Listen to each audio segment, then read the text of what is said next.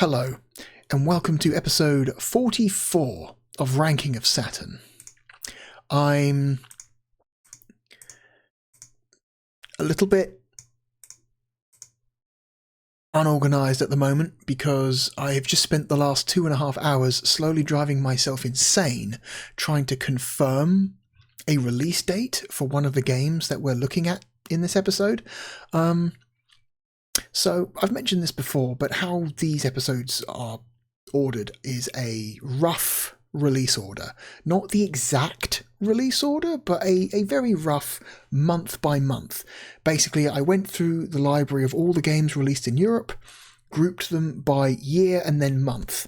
And then we've just been going through the months in order, if not necessarily, the exact... But by the exact day they came out, we're going by months. So, for example, we will go through all of the games that came out in January, then all the games that came out in February, then all the games that came out in March, etc. The ordering within those months is a little bit random, but they are, as far as I can tell, all the games that we've looked at have been represented, if not the correct exact order, then at least in the correct month. All of the games we're looking at this episode came out in December 96. So this is a December 1996 episode.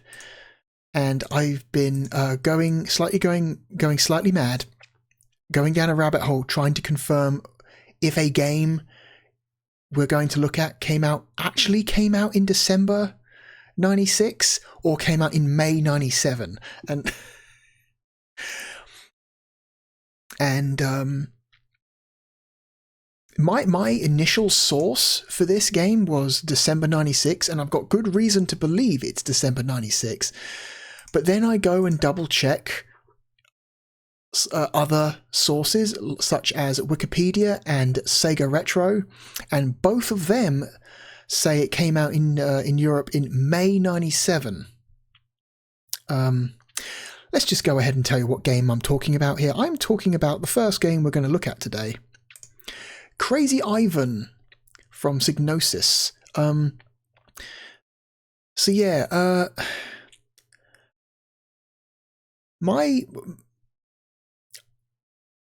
I have my initial source when initially sorting out ordering this list said this game released in December 96, but Wikipedia and Sega Retro say May 97. So I'm thinking, oh shit, did I get the ordering wrong? Am I going to have to push this game back? Because I'm pretty damn sure it came out in late 96, because it's that feels late for Krazy Ivan, because the PlayStation version came out in early 96, so late 96 feels about right for a PlayStation to Saturn port job. It's about the right amount of time. I feel like once you get into mid-97, the game's maybe a little bit too far past it by then to bother putting it out, so why would you wait that long to finish porting it? And so I dug a little bit deeper, and so what Sega Retro does that Wikipedia doesn't is cite the sources for the release date of Krazy Ivan. So if you look in the top right corner of the Krazy Ivan page on Sega Retro, it's got, next to UK, it's got the release date and the price. It's got two sources cited, which will take you to scans of magazine pages. Now, funnily enough, I checked both of these sources and they're both wrong. One source doesn't talk about Krazy Ivan at all. I went front to back in that entire magazine, and it doesn't give you Krazy Ivan's release date. It doesn't even talk about Krazy Ivan. Krazy Ivan is nowhere in that magazine. That's just straight up a bunk source. That's not just a bad source. That's not a source. You've just linked to a random magazine that doesn't even talk about Krazy Ivan. And the other source, check this out.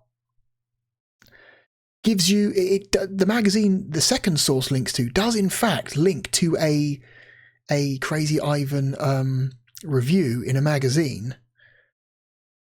But check it out. It says January.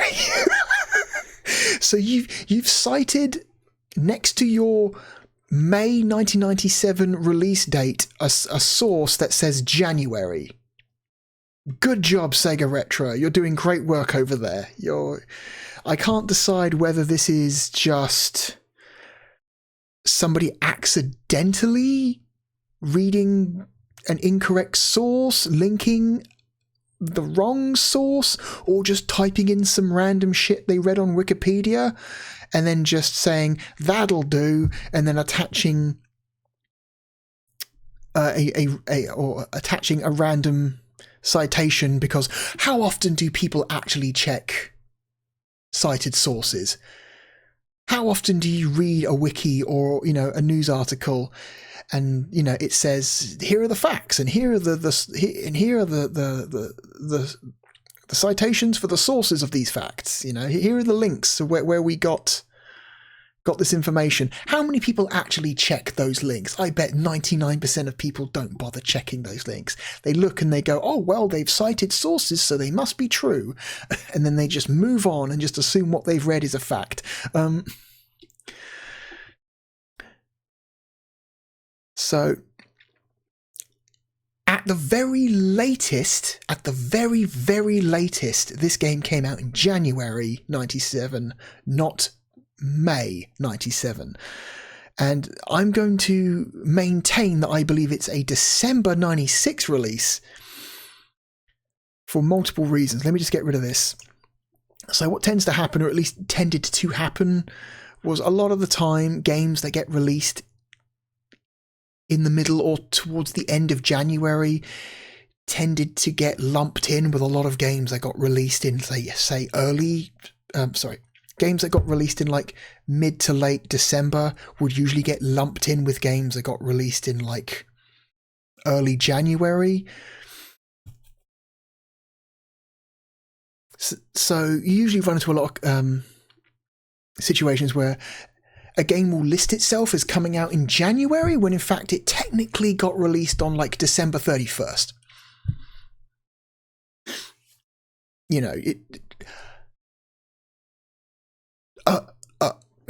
Officially released on December 31st, for like business reasons, to just squeeze it out before the end of the financial quarter. It happens a lot, even to this day. And also, I got so obsessed with this that I even basically looked for the disk image, the game's disk image, and went through the disk files, because usually a very reliable way of telling when a game goes gold, that is, when a version of a game stops being updated and worked on and gets sent to the disk pressing facility, is by checking all the files on the disk image and seeing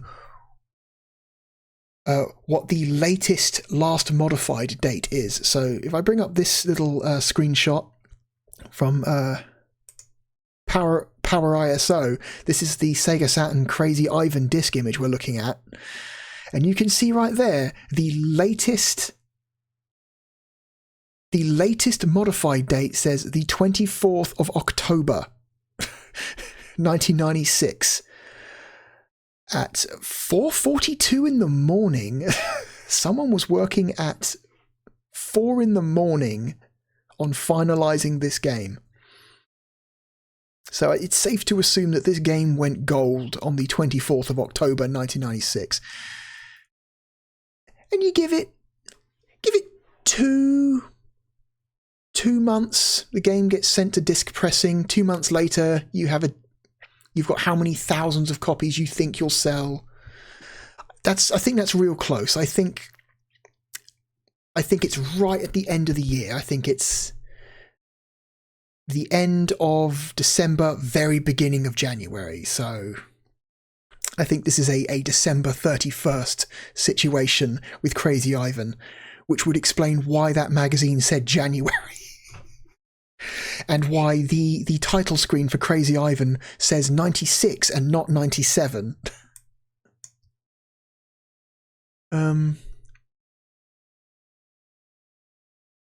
So, to prevent myself from wasting any more time on this, I'm just going to say December 96. December 96, January 97, whatever. Whatever. They're essentially the same fucking thing. Let's move on and actually play this game. Okay. I spent way too long on that, and I had to get it out of my system. I had to let people know what I've gone through, how far I went to get the information I needed, how disappointed I am in Sega Retro, and then there's one thing I've noticed while doing this whole undertaking, this whole project, this whole ranking of Saturn project, is that Sega Retro has been an incredible resource of information. Sega Retro has just so much excellent resources and information on all of the European Saturn games for me to look up and, you know, help me talk about these games a little bit. But there's also been a lot of inaccuracies and holes and just straight up false information. Oh no, Perfect Entertainment did this.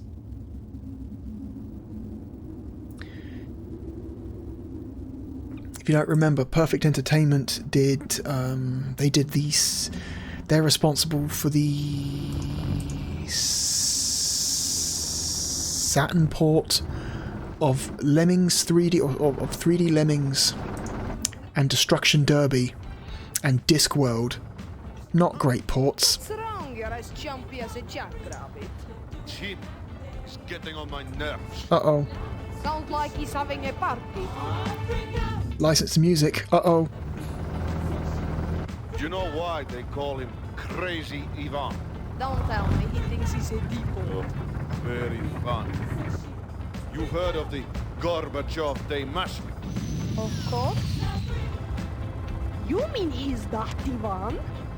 But he's completely unstable.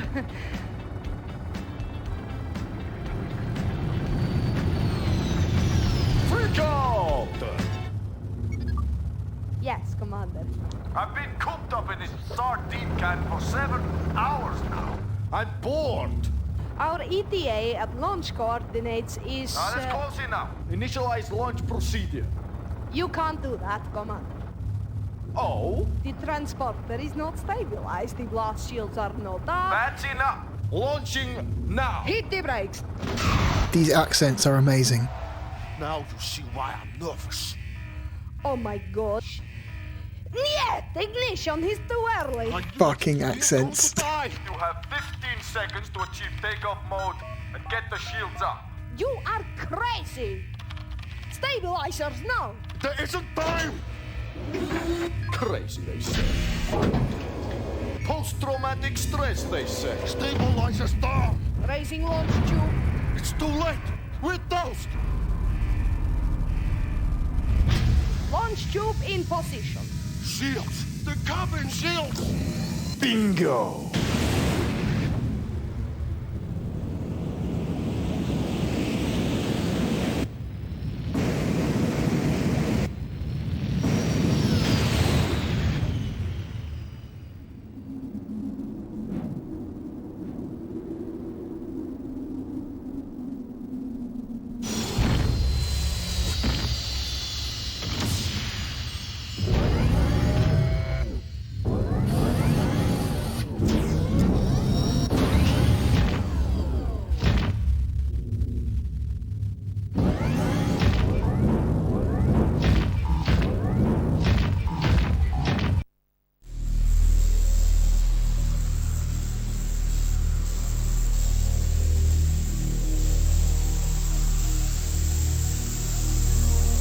Krazy Ivan, or Krazy Ivan, I guess, if we were going to pronounce it the way it's pronounced in the game. This game's okay. This is a see look fat 1996 copyright there. Further supporting my theory that this is December 96, not May 97. What's this? There is insufficient memory to save a new file. If the game is started under these conditions, a new file cannot be saved unless an existing file is deleted. An additional 17 blocks of free memory are required to save a game. Restart the game after deleting files or copying them to the cartridge memory using the Sega Saturn Memory Manager. Okay, so apparently this game does not support accessing the cartridge by itself. Cool.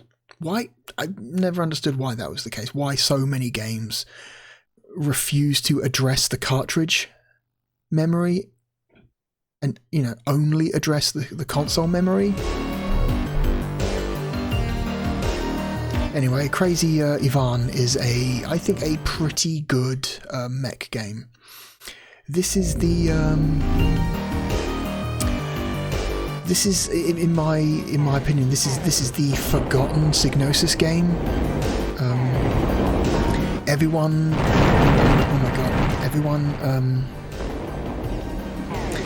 likes to remember Psygnosis' other games, Wipeout, G-Police, Destruction Derby. I mean, Psygnosis didn't actually make Destruction Derby. Reflections made Destruction Derby, but because Psygnosis published Destruction Derby, people tend to incorrectly assume Psygnosis made those games, which they didn't. Yeah, no one ever talks about Krazy Ivan. I think Krazy Ivan is weirdly good. Weirdly good. It's not without its issues. This is kind of a what would you describe it? A RoboPit situation where you have a flawed game that I have a great soft spot for. I have a soft spot for Krazy Ivan,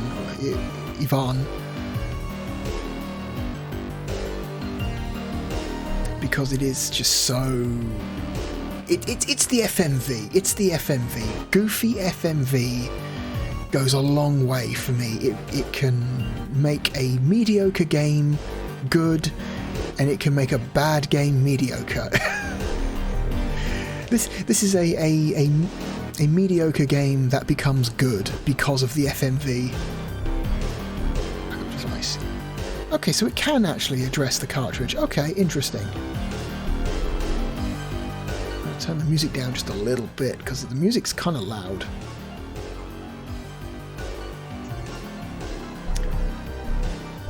Medium controls.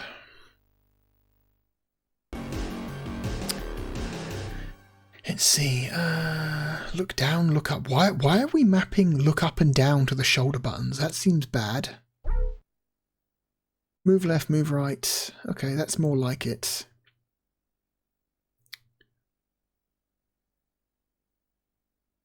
Forward, backwards, turn left, turn right. Look up, look down are A and B. That also doesn't feel good. How many of these are there? Just 5. Move left, move right on the shoulders. That's good. Movement on the D-pad. Look up and look down are on C and Z. Okay, that seems good. See, fire, A button, missiles, B button, change weapon, X, special weapon, Y. Press both shoulders at the same time to jump. Okay. That seems like the best option.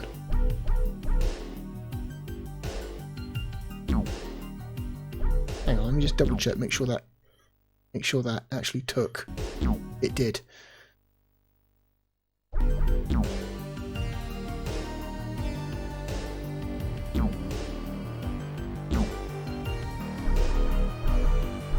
Oh god. Why is this not... I can't see... I can't see what the... Oh, here we go. That's dumb. They should have centered that a little bit better on screen.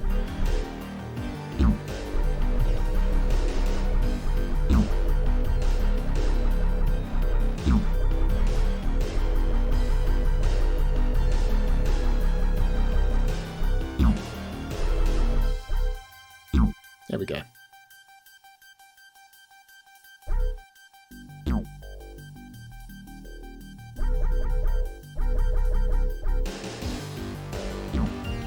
Alright. So this game is set in the far, far off future of 2018. It's super funny going back to all these old like 1990s games, and like most of the sci-fi games from this time period, we've passed the date that those sci-fi games were set in most of them, which is very funny.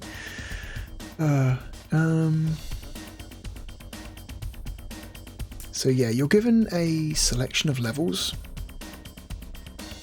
You got Russia, Japan. I don't think we can't select all of these yet. I want to say we can only select Russia. It's only the ones that are coloured green that we can actually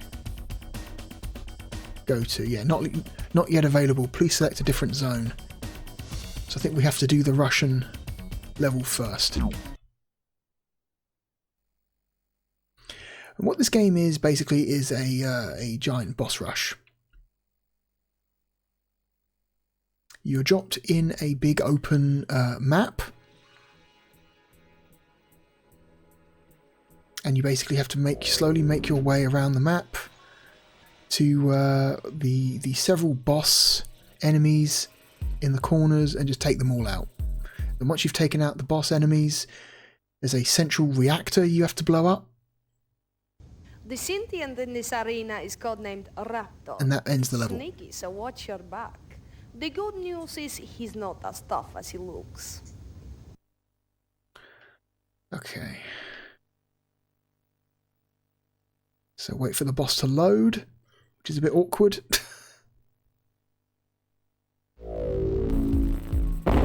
Okay, there he is.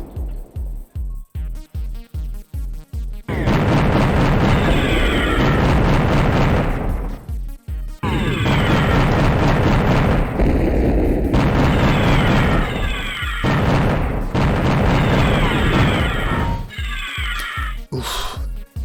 Okay. And you can see his health bar in the bottom left of the reticle, that blue bar that only appears when you get the crosshair over him.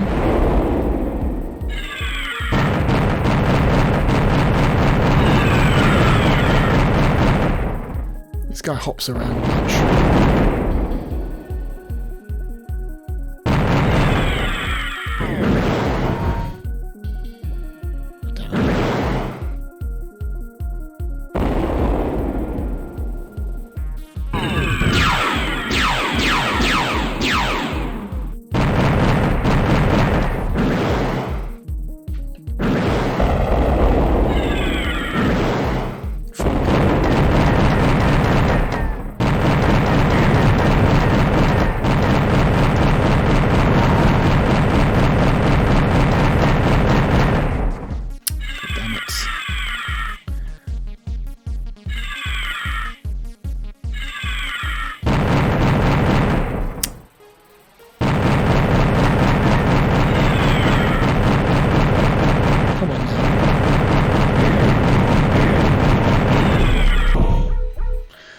Your guns can overheat, which is not great.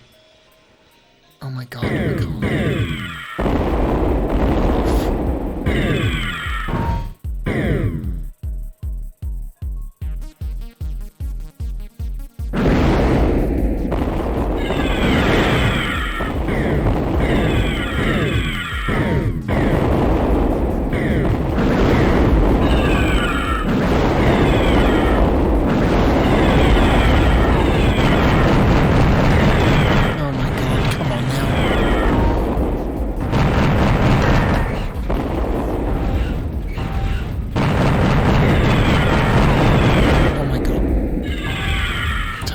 turn.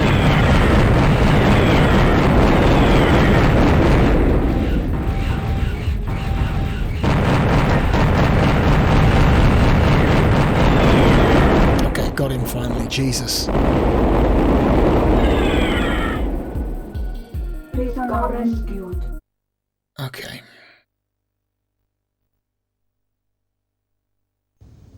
Nice work, Commander! Watch out in the next arena, things will really start to hotten up.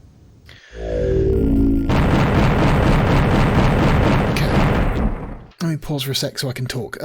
So the problem is, when you start this game, your weapons do so little damage, it takes forever to down one of these bosses. Your machine guns do barely anything, and you have very, very, very limited other options.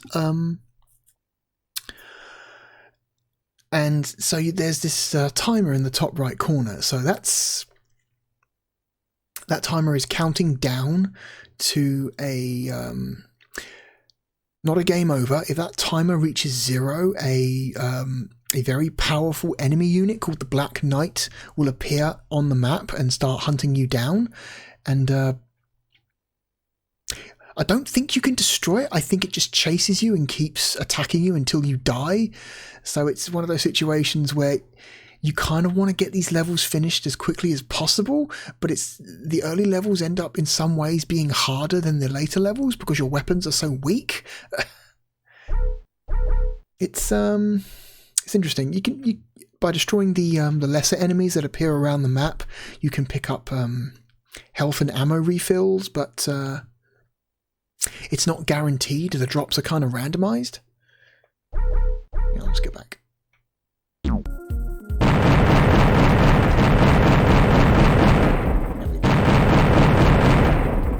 Prisoner rescued.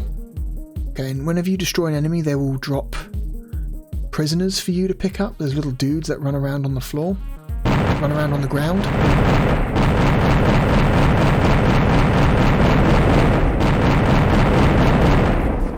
Prisoner rescued. Okay, guns rearmed. So I've got a 50mm cannon I can use, but the ammunition for that is limited, whereas my 30mm are unlimited.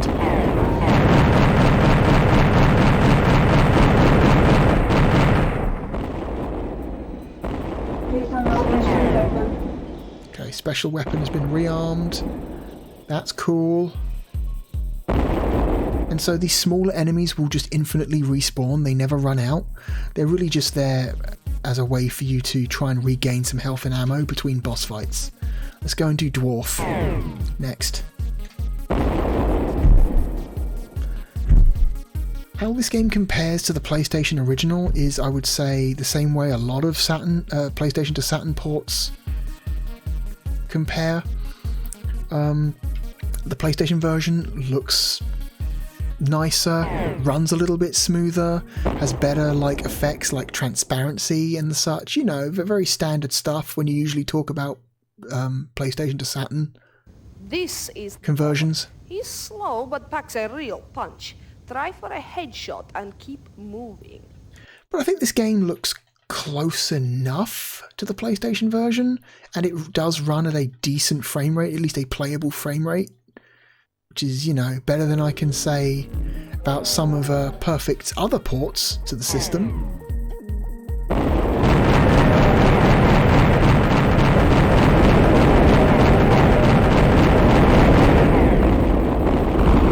Shit.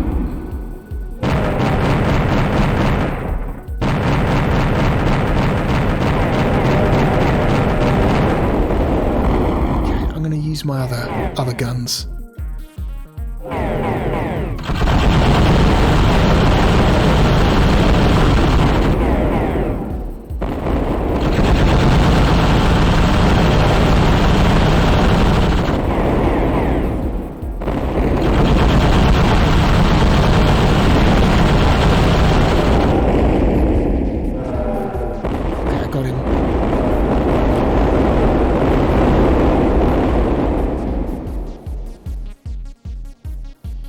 Okay, so some of the bosses have weak points.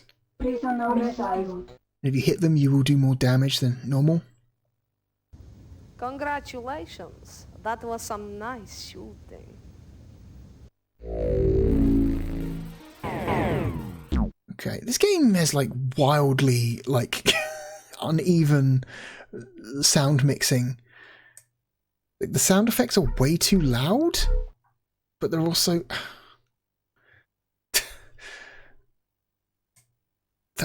like really low in the settings as well, so it's like, what do I do?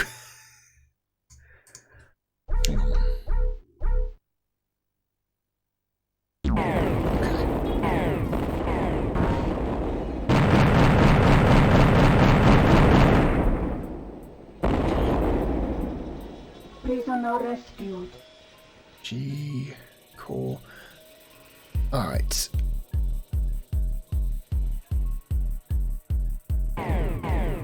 A lot of this music in this game sounds like reject Wipeout music, like music that was originally considered for Wipeout and then rejected and then just not used for Wipeout, because it's that same kind of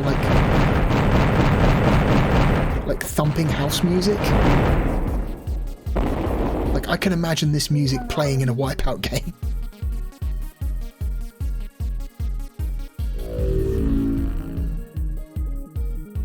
Okay, see if we can get some more ammo refills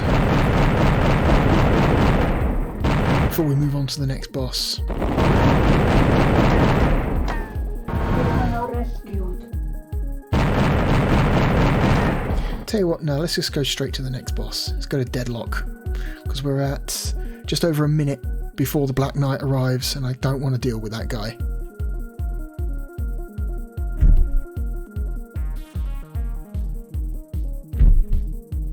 The timer resets every time you defeat a boss. Oh my god. Ugh. There we go.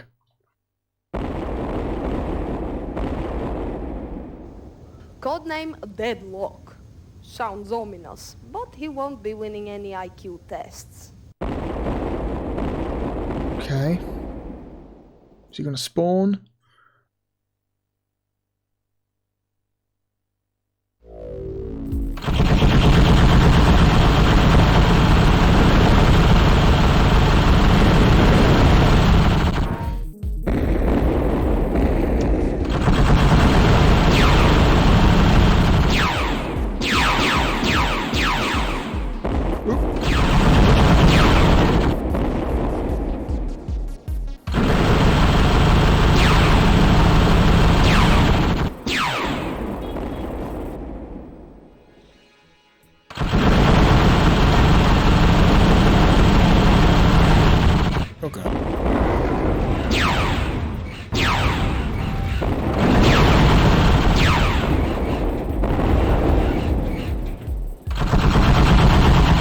There we go, dealt with.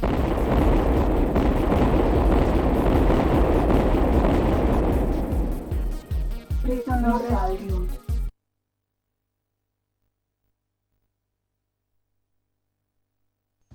Okay, 2 minutes Good again. work. You really ran rings around him. Keep it up. This fucking actress who's playing this Russian woman is In insane. this zone are clear of alien sentience. Your task now is to shut down the shield generator, and we can move on to the next zone. Okay, so we've defeated the 3 boss enemies in this map, which is now revealed the generator we've got to destroy, and then once we destroy this generator, we can move on to the next level.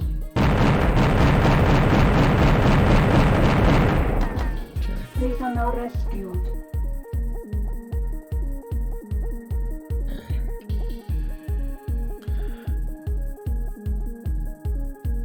Alright. So here it is. So this generator we've got to destroy is the same in every level. It's basically a core that shoots at you, surrounded by spinning armor plates. And Prisoner rescued. you kind of have to just destroy the spinning armor plates to be able to have a clear shot at the core. So this encounter is exactly the same in every level.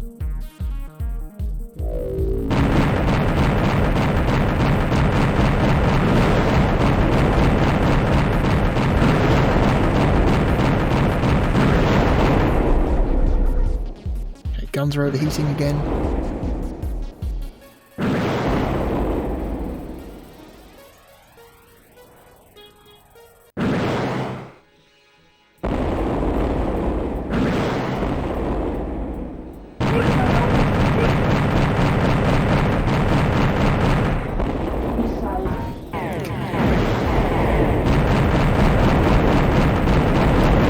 Got to keep circle strafing, destroying armor, and trying to get as many shots as possible in the central core.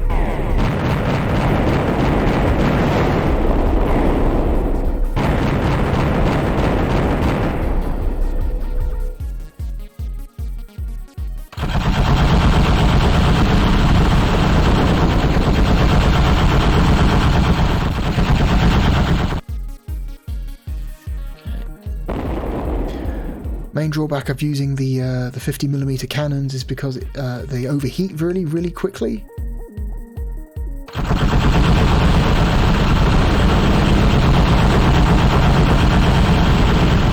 There we go. And that's that. That's level 1 done. Yeah, the PlayStation version does a much, much better job of hiding the draw distance than this version does. The PlayStation version has a much more effective, like, fogging effect than the Saturn version. The Saturn version just straight up is just, at some point, just a extremely visible draw distance. Also, the draw distance is closer in this version than it is in the PlayStation version as well. I think the nicest thing I can say about this port is that it runs okay. It's not as bad as the perfect ports of Lemmings 3D and Destruction Derby. Okay, so now we've finished the level. We've got the upgrade screen. This is where we can upgrade our weapons and armor and shit like that. Every time you defeat an enemy, they will drop an energy core, and the energy cores are the currency we use to upgrade our mech. So first of all, I'm going to get some laser cannons. Add those to our armor. I'm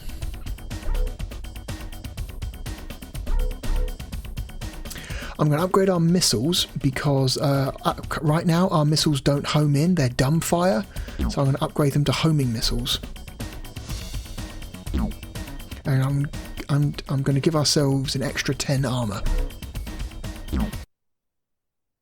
Now we have lasers, homing missiles, and a little bit more armor.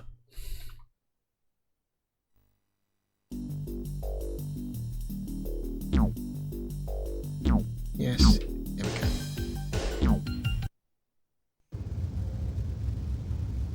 Congratulations, Commander. You have successfully neutralized the alien presence in this zone. No problem. It was easy.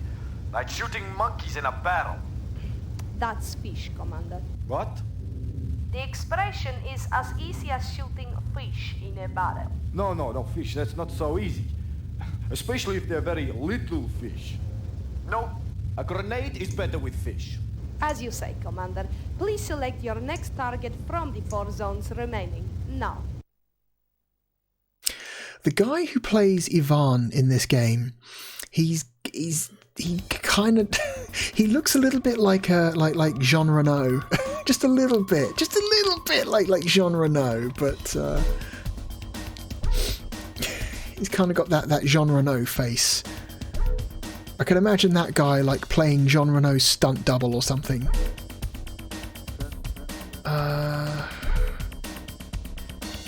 Should we go to France? Let's go to France. No. What's the next easiest one? Saudi Arabia, 70%. I think Saudi Arabia is technically level 2. Commander, I have a Miss Fatima Al-Dulaimi on the secure channel. She says it's personal. Ah, Commander Popovich. Forgive me for contacting you like this. You are about to risk your life to save my country, for which I am most grateful. I have a more personal interest. My family is among the hostages being held by the aliens. I'm sorry to hear that. We are an extremely wealthy family. If you were to make their rescue your first priority, you would find us extremely generous. I'm a professional soldier, Mr. Lucky. How generous? Well, I am authorized to offer I've you always wanted a 57 Chevy a Chevy. with imitation leopard skin upholstery. Very well. And fluffy dice? And fluffy dice. Consider it done. Yes. All set? Yes, Commander. Ready when you are. Okay. Let's go rescue some hostages. I love the FMV in this game. This is some top tier FMV. This is some of the best shit from this era. Okay. So same deal. We've got several bosses spread around the map. Make your way to the bosses. Defeat them. Unlock the generator. Destroy the generator. End the level. This is Sentinel. Word is he can disrupt homing weapons. Good luck. Okay, so my homing missiles will be useless against him. Great. Good stuff.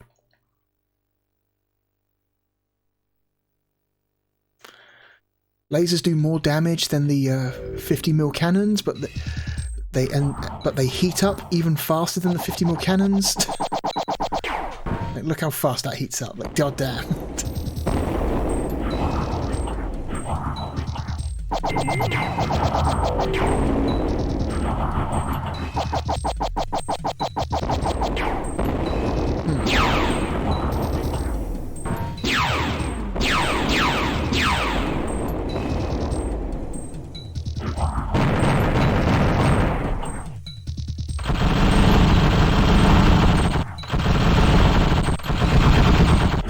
Oh my god.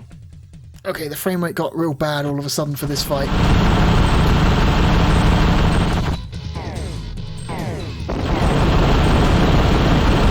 Why am I not doing damage to him?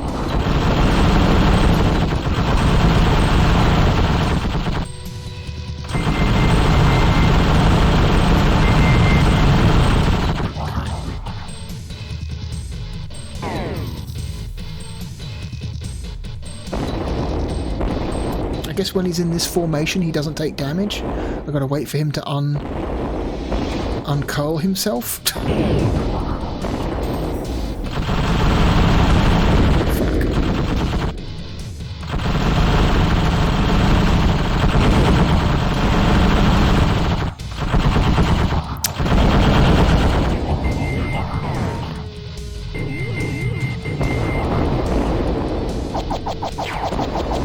Oh, he's curled up again, god damn it.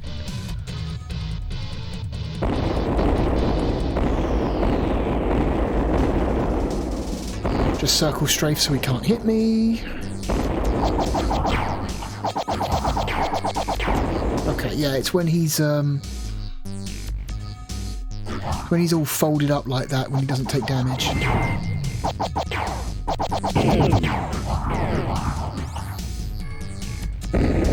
Come on.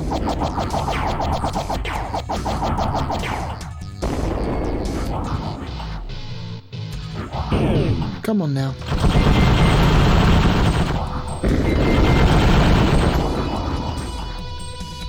It's a good thing the timer doesn't go down when you're fighting the bosses.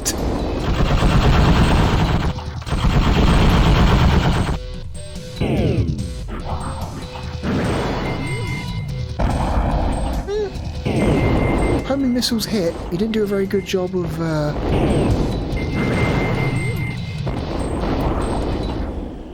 Oh no. Okay. Oh, no, he's curled up. Hang on. He's in his cuttlefish formation.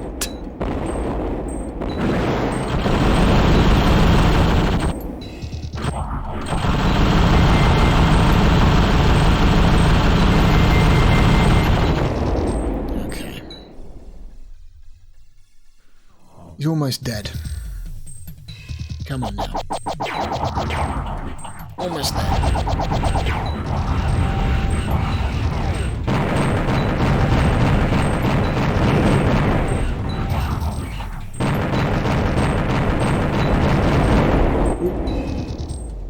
Run away.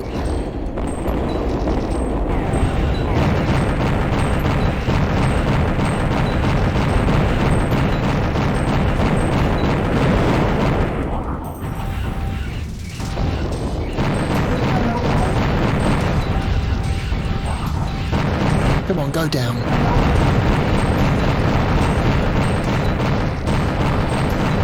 There we go.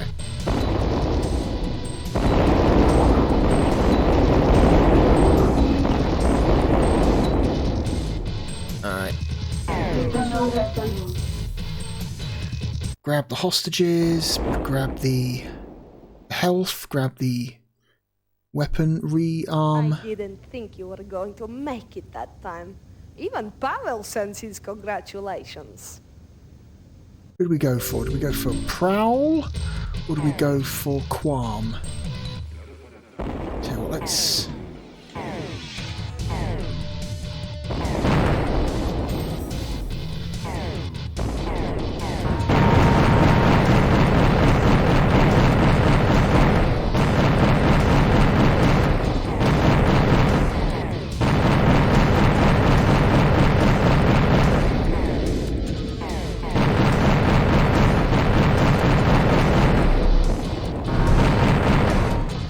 Oh my god. There we go. Grab another energy core so we can upgrade after the level. Come on now.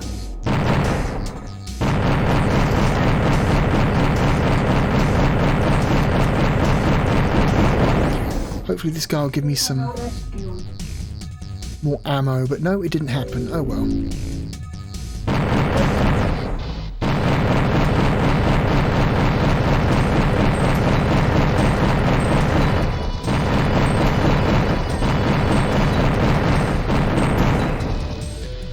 Okay. Oh, zombie mode. So that's like it. I'm technically invincible right now.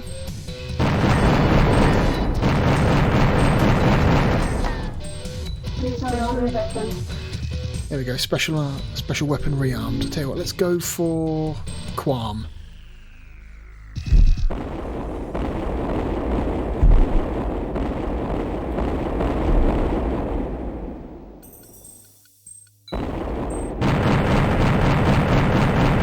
Whatever. This sentient is Quam. This boy is really pecking. Keep moving and test for weak spots.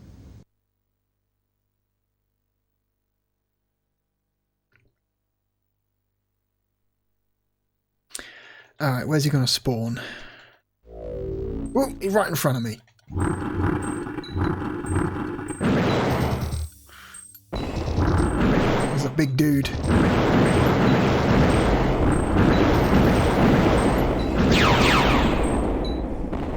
Doesn't move much. Oh no, he's spinning. Oh, he teleported.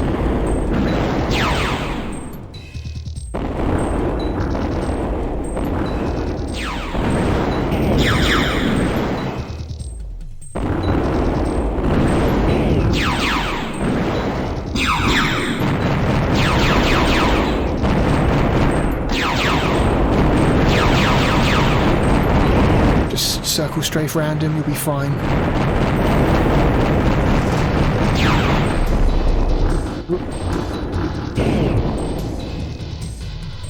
He disappeared again. Where'd he go? Oh, he's over there.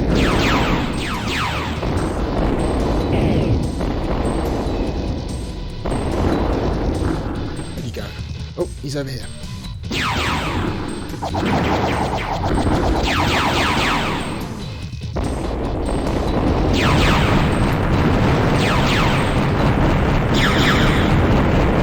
This guy's not as tricky as the last guy.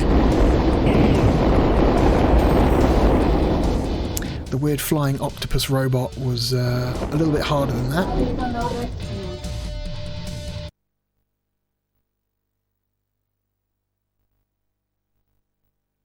Okay. Well done, Commander. We're all rooting for you. The next arena is going to be tough. Okay.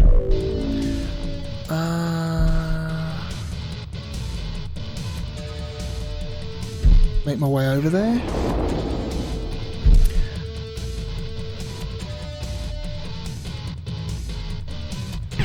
Ooh, hello there.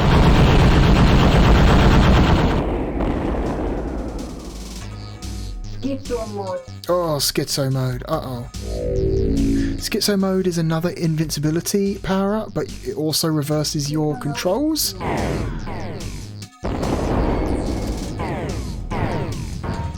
Oh god. It's just not helpful.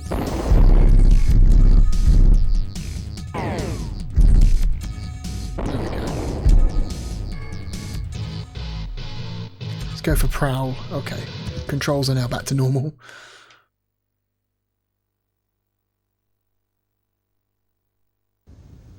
They call this one prowl. Very appropriate. Looks and fights like a tiger. You won't see him coming. I love her overacting. It's incredible. It really makes the performance.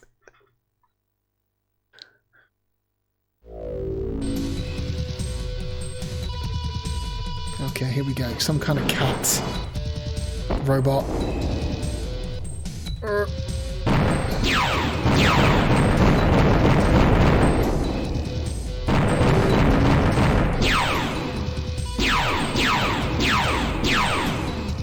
Use the special weapon.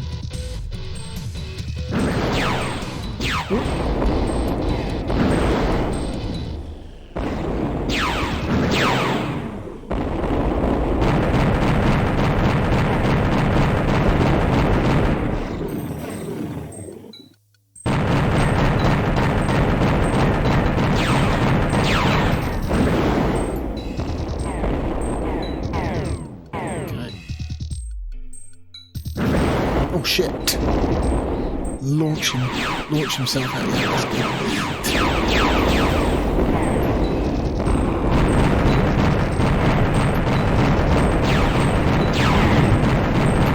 Almost dead though.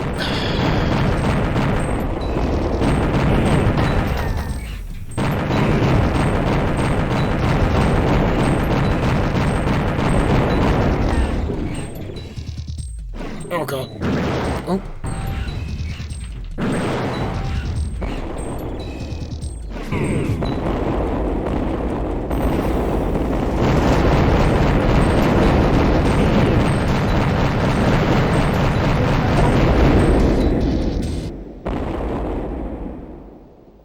Schizo mode. Oh no, not again.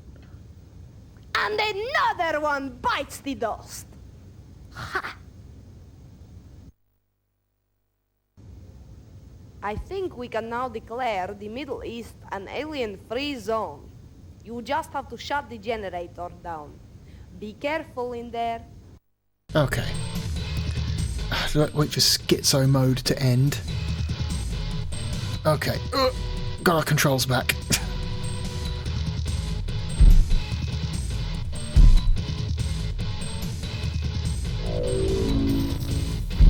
Okay.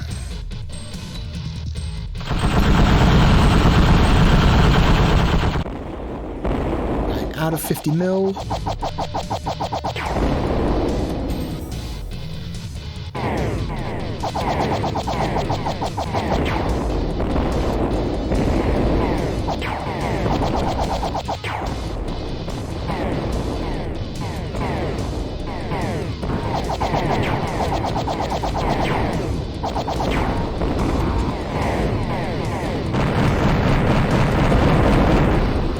Okay, blow that guy up.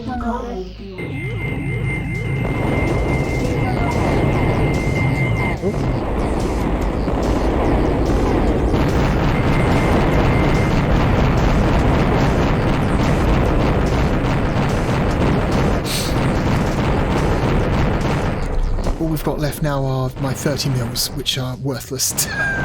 Cool, this might take a while. Hang on, unless I can get some ammo refills off of this guy. Maybe? No, energy mode, which is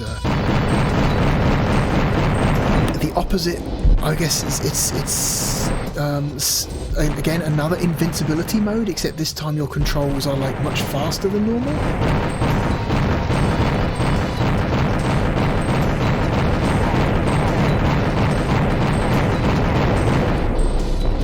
Oh my god.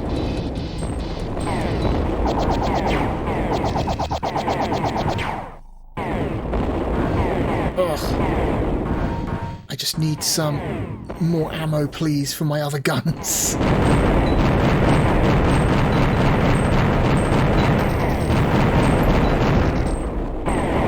Okay, oh. Okay, energy core? No. Okay, no. Worthless.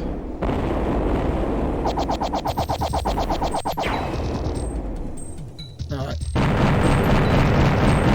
Whatever.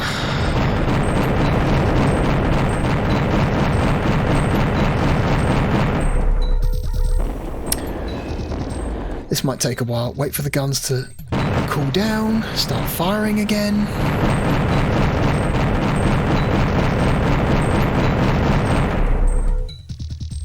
Wait for the guns to cool down. Start firing again.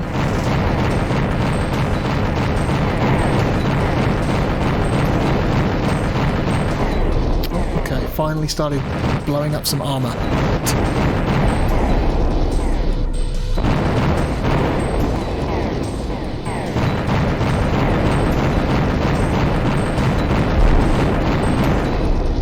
Oh my god. Yeah, this is probably the worst part of this game. The alien generator boss fight at the end of every level is exactly the same. It just has more health every time you fight it, and then it just soaks up all of your ammunition, and you're just stuck with your infinite ammo, like piddly little machine gun. It takes forever. At least these boss fights don't have like a time limit. The time limit has stopped, which is nice, I guess.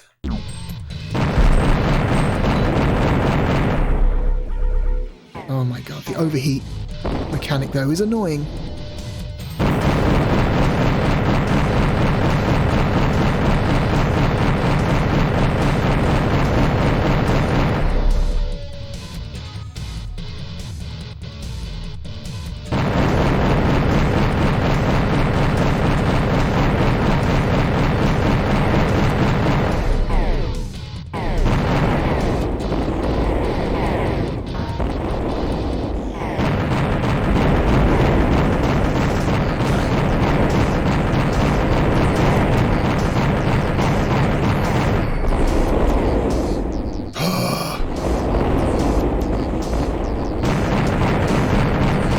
There we go, all the armor's gone now, so the core is completely exposed.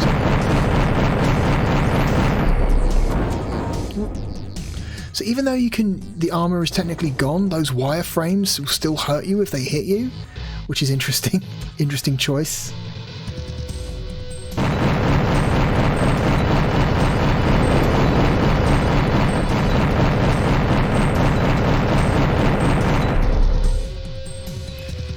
Okay. Enemy health is low.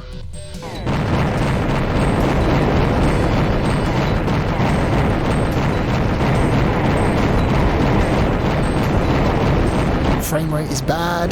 There we go, finally dead. Ugh. Draw distance is super near. This game is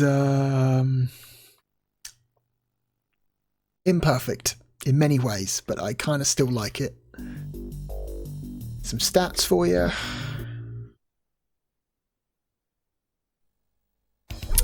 Let's upgrade weapons again.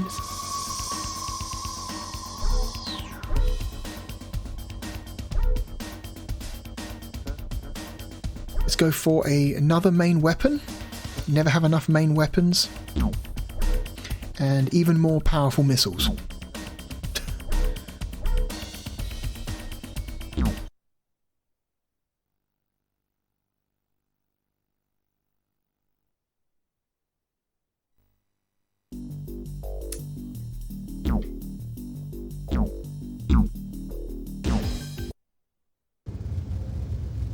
More FMV. Congratulations, Commander. You have successfully neutralized the alien presence in this zone. Yeah. It was piece of pie. Cake. Pie, cake, whatever. Punch up the map and let's hit the next zone. Very well, Commander. Accessing world map now. What was that? What was the flaring of the eyes there for? We won't do another mission. I think we spent enough time on this game, but I do want to watch the intro video at least for one more mission, because I do love the video for this game. It's the best part of the game. We'll be touching down at Charles de Gaulle Airport in a few minutes, Commander. We have to move fast on this one. The energy field is rapidly expanding. Most of Paris' cultural centers have been devastated. The Eiffel Tower is gone. Uh-huh. Notre Dame is gone. Short. I always planned on visiting Notre Dame. The Pompidou Center is gone. No, the Palais de Versailles. Gone, all gone. Oh, now the field is moving out towards Euro Disney. What? They're going to waste Disneyland? No way. Let's go. Hold on, Mickey. I'm coming. Fuck. Oh, I fucking love the video in this game. Ugh. Anyway, that's enough. That is Krazy Ivan. It's an imperfect game, and the Saturn port is not the version you want to play. But I don't know. I'm kind of into it. This is, I don't know. It's decent. It's decent. Mostly due to the FMV. So, the question is, where does it go on the list?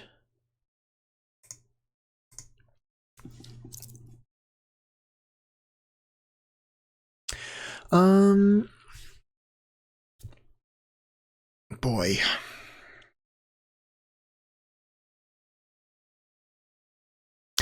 Well, we start off by comparing it to another Psygnosis game. I don't think it's as good as Wipeout.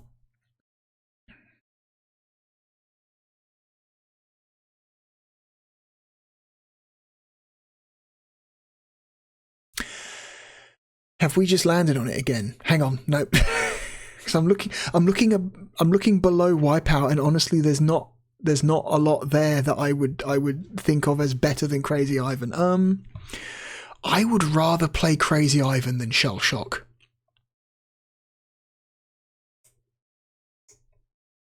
So it's here. It's here somewhere. It's somewhere in the 40s. I'd rather play Krazy Ivan than Striker 96.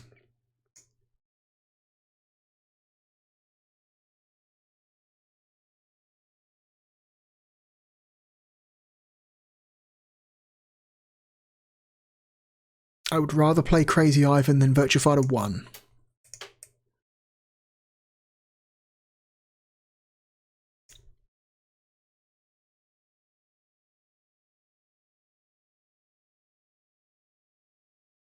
I would rather play Krazy Ivan than Valora Valley Golf.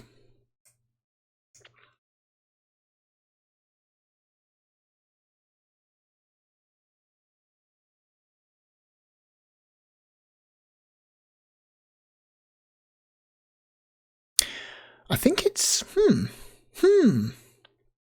I think, yeah, we pretty much landed on it when I picked out Wipeout.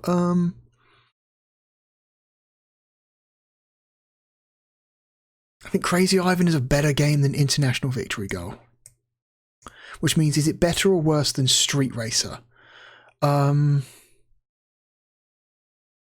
extremely janky mech game with funny FMV, or a bad Mario Kart clone?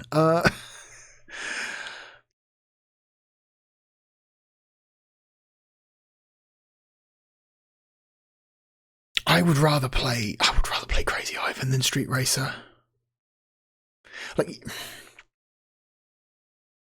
Like Crazy again, Krazy Ivan is a game that it doesn't look very nice. It's not a looker, and it doesn't run especially well. But I like the idea of a mech boss rush, which is what the game is essentially is. Not all of the enemy like bosses are like interesting or fun to fight. Like those generators are just the most dull, boring fights in the game because they're all exactly the same. It's just they have increasing levels of health. But those robots you have to fight around the map before the you get to the generator, they're all different. They all have different animations, different attack patterns. It's all very interesting. I like that you can, by destroying enemies, you pick up upgrade points that lets you unlock more powerful weapons, get more armor. I fucking love the FMV in this game. It's maybe some of the best FMV we have seen yet. Ivan is quite a character.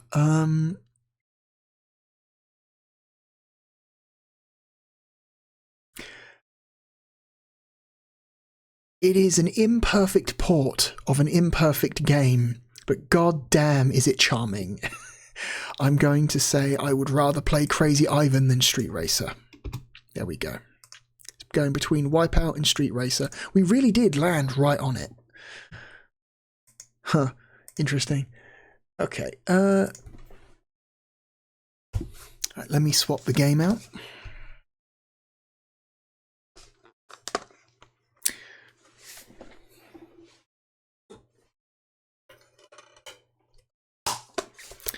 Okay, the next game we are going to play is from Altron. Do you remember Altron? They're the company who made, speaking of RoboPit, this game is made by the same developer as RoboPit.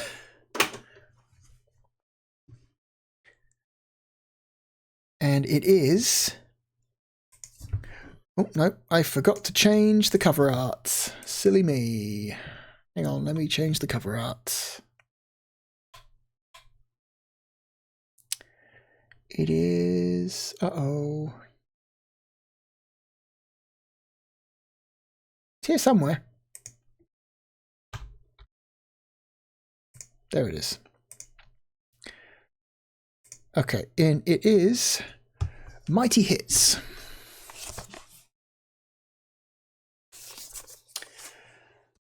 Mighty Hits is a light gun game. So I'm going to take this opportunity to plug in the mouse because this game supports the mouse. Like all old light gun games should. Because unfortunately CRTs are not a thing anymore, which means light guns aren't really a thing anymore, and trying to capture footage, and even if you do have a working CRT and a working light gun, trying to capture footage of that is, you got to jump through some hoops. I would much rather just plug the mouse in and play it with a mouse and have to jump through those hoops. Okay.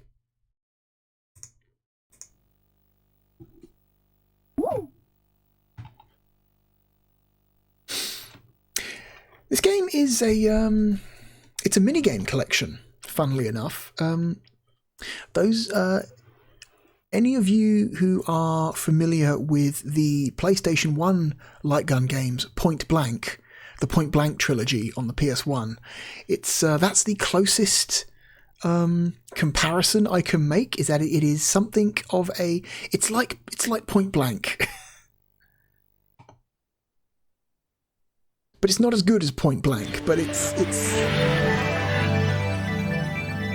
going for a similar idea as Point Blank. Same idea. Just not as well executed.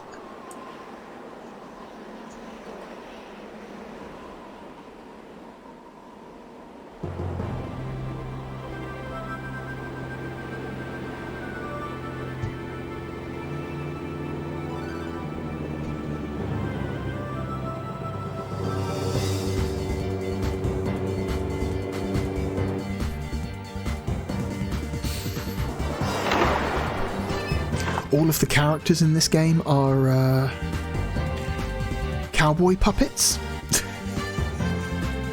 which I think is an interesting style to go with.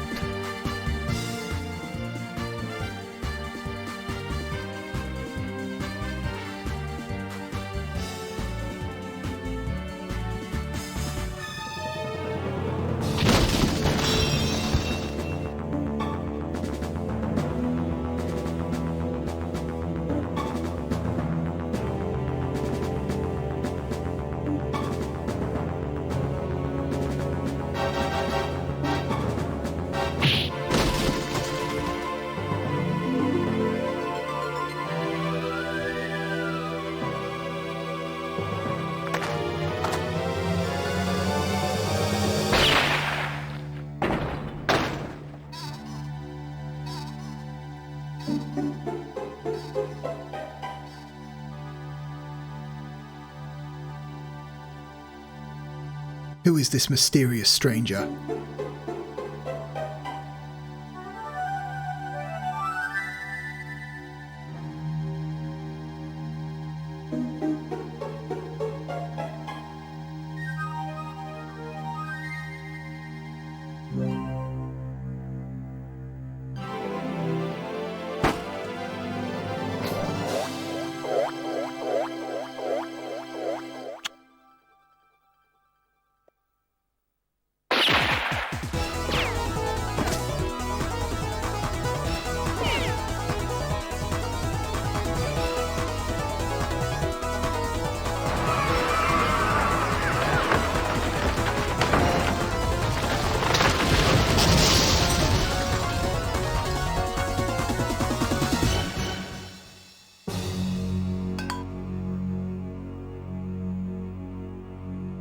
Mighty hits.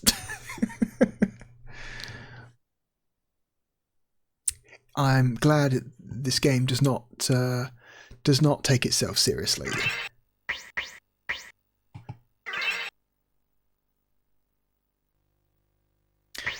Okay. Audio, stereo, music test, sound test. So I'm not sure what this is for. I think this might only be an option you can change if you are using a light gun. Because I've tried using this option with both a controller and a mouse and nothing happens. So there might be a way for you... There might be a way that the game will draw a cursor on screen if you're using a light gun, which is very rare. Not many games do that. Because the whole point is you're not supposed to need a cursor if you're using a light gun. You're supposed to just... If the gun is properly calibrated, you're supposed to just be able to aim down the sights and hit what you need to hit. So I don't know why you would even need a sight cursor if you're using a gun. Okay, it seems to be no options for mouse speed or anything like that. Very bare bone options here. I do like this menu though. The design of this menu is really good. Like, look at this. It's just these bullets.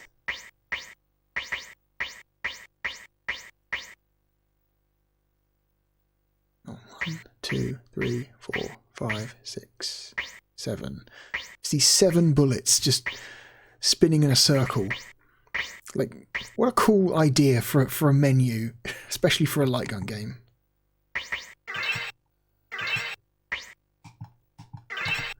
It's a shame they couldn't use it for the main menu. Imagine if the design of the option menu was used for the main menu.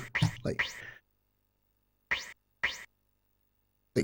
why go so hard for the option menu when you could have gone this hard for the main menu? It's very strange to me. Anyway.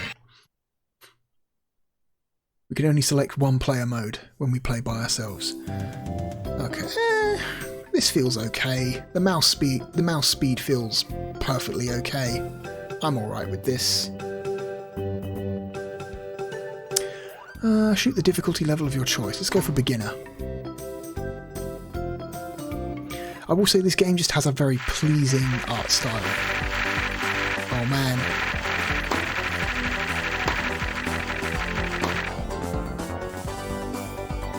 Okay. So we don't get to select the stages. I mean, we do, but not in a way that, you know, you can guarantee the games you want to play. Shoot at least 20 of the shooting stars in the time limit. You may take as many shots as you like. 60 seconds. Be sure to follow the star's movement carefully when shooting. Yeah, trying to play this game with a controller, with a D-pad, is almost impossible.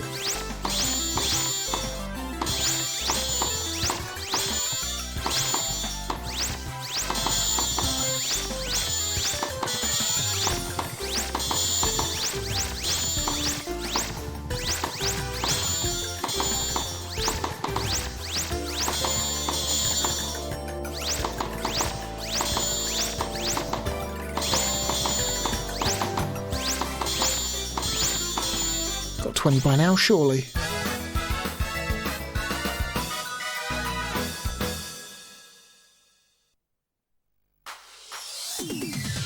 I got 46. 52% accuracy. So yeah, you can see what I mean when I say this game is basically just point blank. It's a light gun based minigame collection.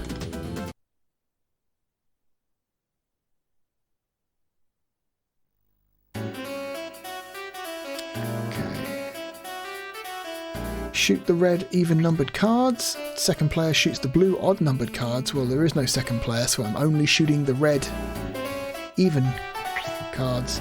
You must shoot at least 12 cards in the time limit. Each miss results in the loss of 1 point. Oh, you can't miss.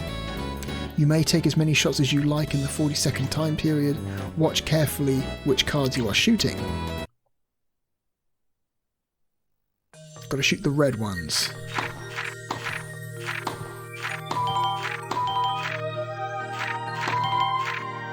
Don't shoot those.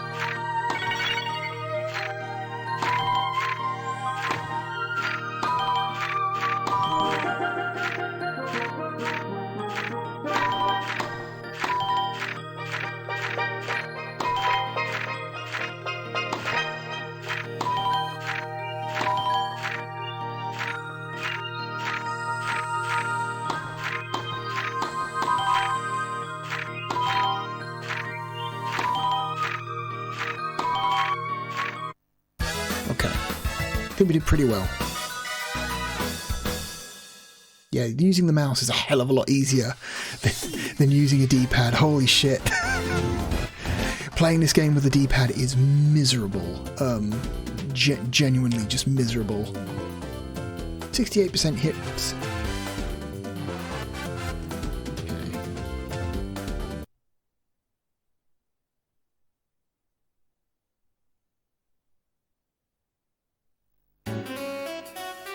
Shoot at least 20 of the flying mackerel.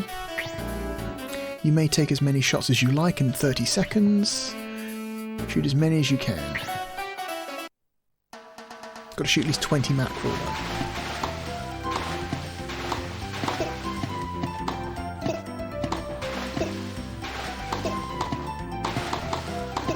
This game's got a good frame rate, I'll give it that.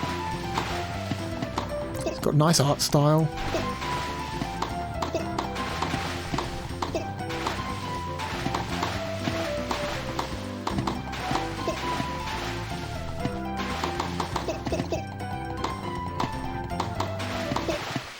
There we go.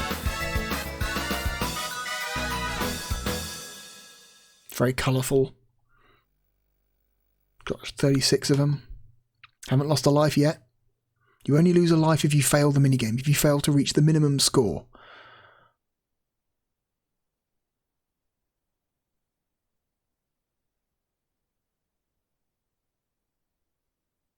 Okay.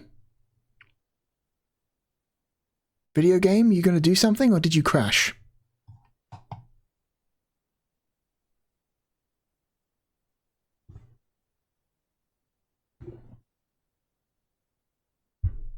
Did the game crash?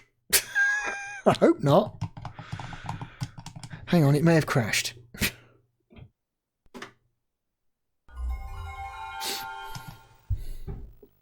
Yeah, I think the game crashed. The game locked up. It went to a black screen and didn't come back.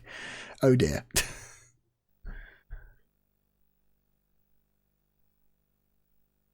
Oh well, we'll just restart.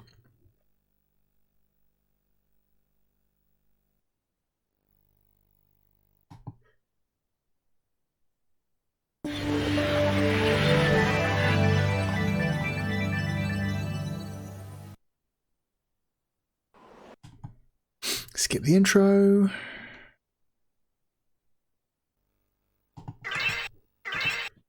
All right, let's do intermediate games this time. Or advanced, rather.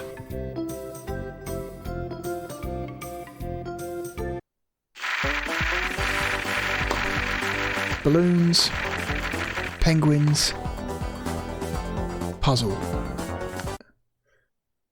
Okay, I saw some familiar minigames in those selections, so I'm guessing that minigames aren't different when you select a difficulty level. It's just they probably give you a more harder target, you know, a more harder score requirement. I'm guessing. Shoot the balloons I am holding so that I can land on the raft. Shoot as many times as you like in the 60-second time period. Be sure to maintain the necessary balance when clearing the balloons. Okay. Oh, look at this. Oh, I see. So he's floating towards a raft, and you've got to make sure you are keeping him on track for the raft. But you've got to keep his balance straight, and you've got to make sure he doesn't lose altitude too quickly by shooting too many balloons.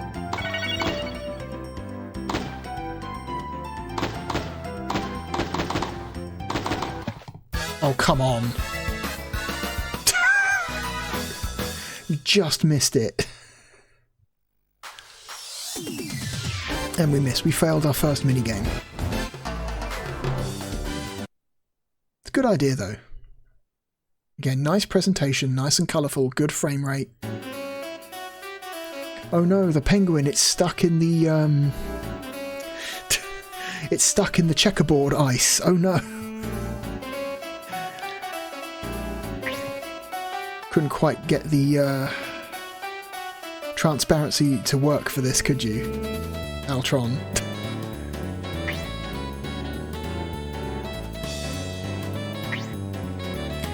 Break the ice, but don't accidentally shoot the penguin. Okay, gotcha. Whoop.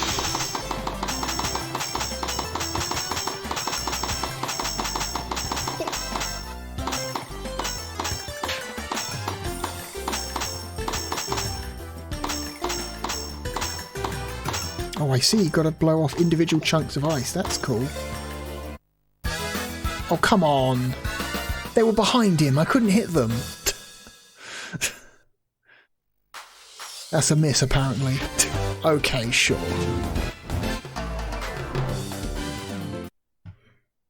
That seems difficult to do at speed without just filling the penguin with bullets. Shoot the blocks to create at least 2 complete pitches in the time limit. You may complete any of the possible 6 pitches to clear. You may take as many shots as you like in the 60-second time period.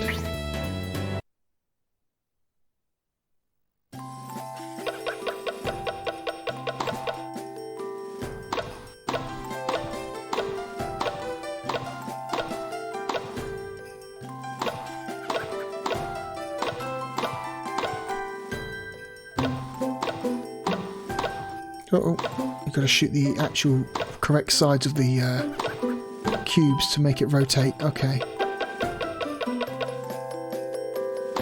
Let's go for this guy with the serious eyes.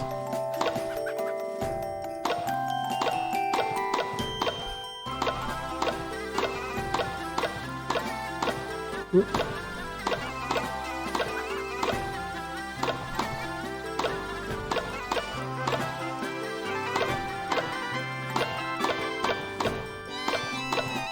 Can make it in time.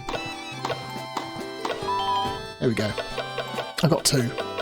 All I needed was 2.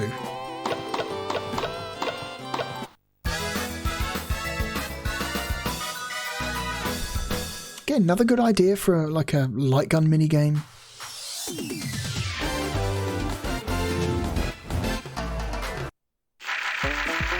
Okay, so we cleared those 3, now we've got to get 3 more. Bottles, bells, oh, numbered cards again.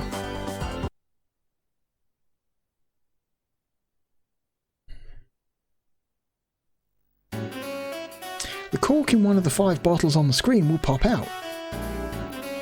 Shoot as quickly as possible the bottle whose cork has popped out. You may only take 1 shot in the 5-second time period. Okay, you have 1 bullet in 5 seconds. Okay, this is the speed and accuracy test. That one. Right in the middle. Nice. I'm sure it's randomized which one you have to shoot, but it just so happens that the one I had to shoot was right there. Cursor was already on it.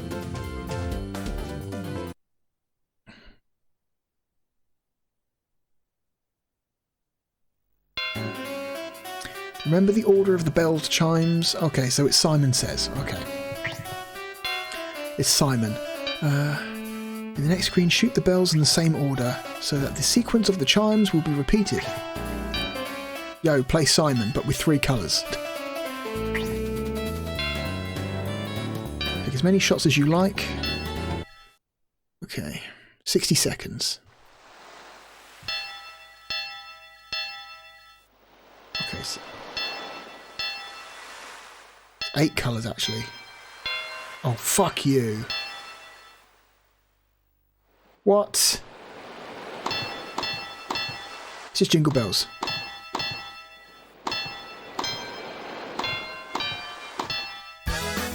Bloody hell. Okay. Thank God it's only 1 round. Again, like, nice presentation, very colourful, good frame rate. I have no complaints about the technical presentation so far.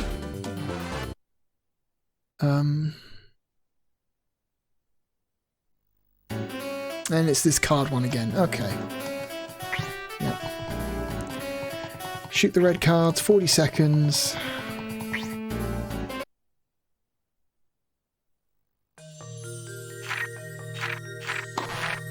Oh no, I gotta shoot the blue ones. What? What am I shooting? I wasn't paying attention. Oh no. Oh no, I wasn't paying attention. Oh, I'm shooting the pictures.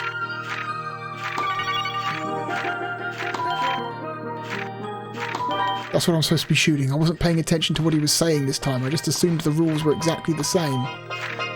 Whoops.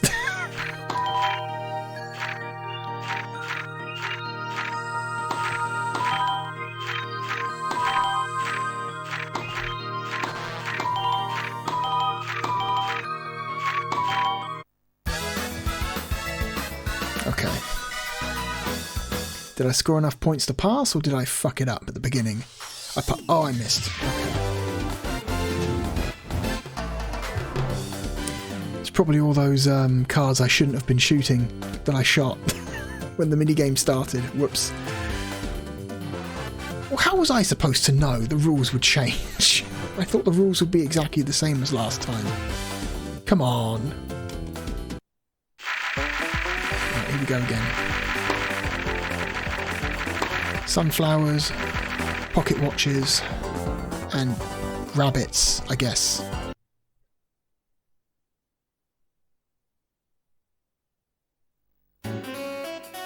Shoot the bee more than 5 times to clear. You may take as many shots as you like in the 40-second time period. Be careful, because the bee may try to hide behind flowers or leaves. Okay, am I not supposed to shoot the flowers or the leaves, I'm guessing?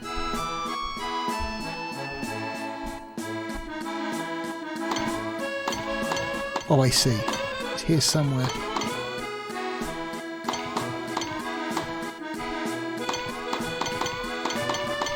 Five times, eh? Shit. Okay, got 1.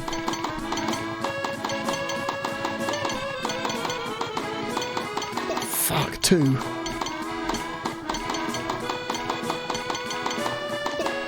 3. 4. 1 more, come on. 5, got him. I passed.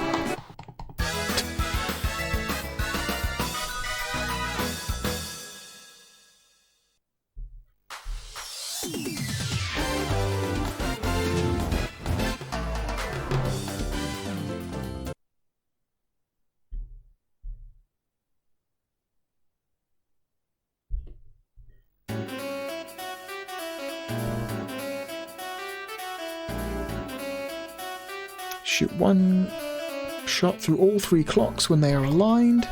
Aim well because you only have 1 shot in 60 seconds. Okay, so again, it's an accuracy test. Okay. 1 bullet, shoot all 3 clocks, 60 seconds. Okay. Gotcha. Oh man. Oh no.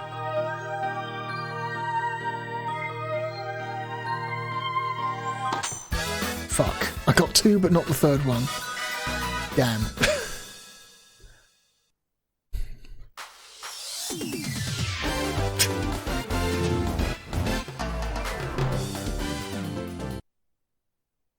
That one seems hard.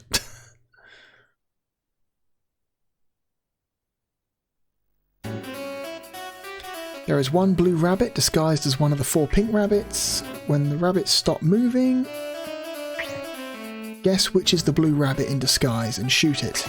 Gotcha. You must successfully guess the blue rabbit 6 times. 60 seconds. Gotcha. Alright. You're allowed only 1 guess each time. Okay. It's not like you can just spray bullets. Oh god. It's this one.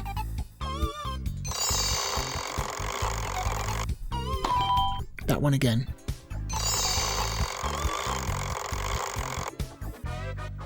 That one.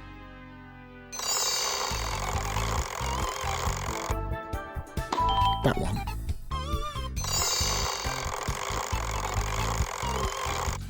Oh god, is it this one? No, wrong. Shit.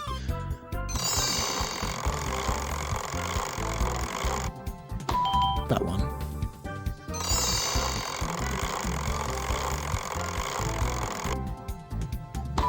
That one. Oh, I've lost track. That one? Yeah, okay. It's getting hard now. Oh, I've lost track of it. Oh, fuck. That one again. Okay.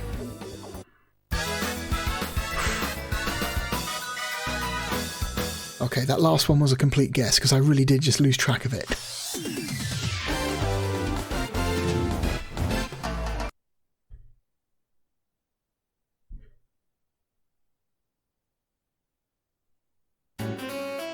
Uh-oh.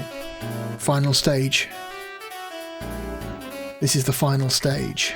Clear the stage by breaking open the ball during the time limit. You may take as many shots as you like in the it's 4 second time period.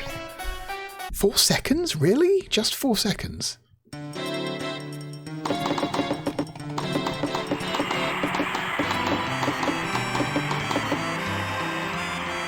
It's a banner that says congratulations. That wasn't an especially hard final stage. I was expecting something a little bit more complicated than that, but okay. Oh, it's going to grade your shooting.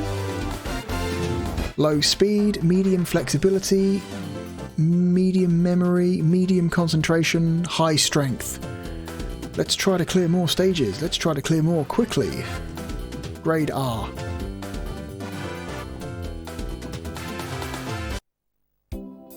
Oh, cool. Shoot the letters to enter your initials. Oh, that's neat. Look at this. Oh my god, look at the presentation on this. This is neat. Imagine doing this with a light gun. It's cute.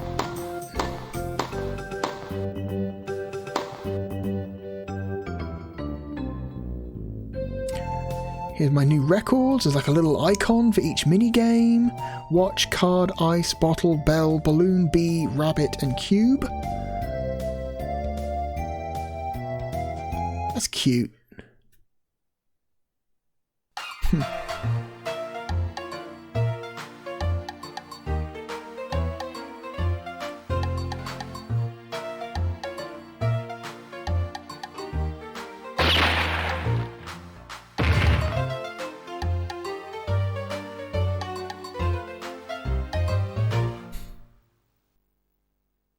I wonder how many of those videos there are, or if that's the only one. If it just plays the same one every time you finish one player mode. Or if there's like a different selection of them based on what score you get, or whether it's one player mode or two player mode. Anyway, neat game. That's Mighty Hits.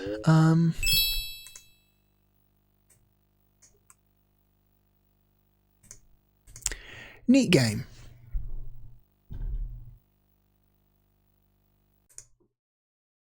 Where does it go on the list? I like the presentation. It's very colourful.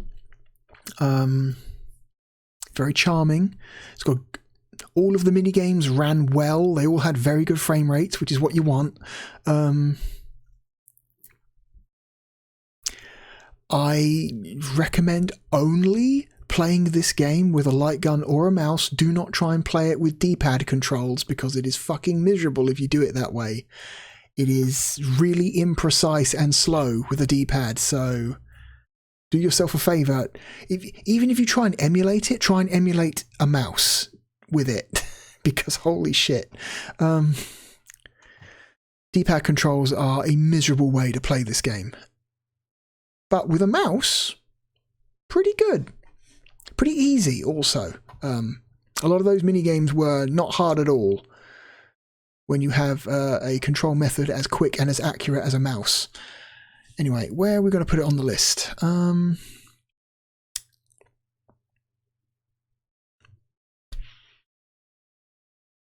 think it's a better... I like it more than Gen War.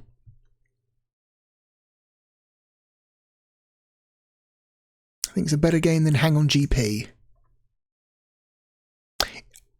I'm going to straight up call it a better video game than Altron's other title on this list, RoboPit.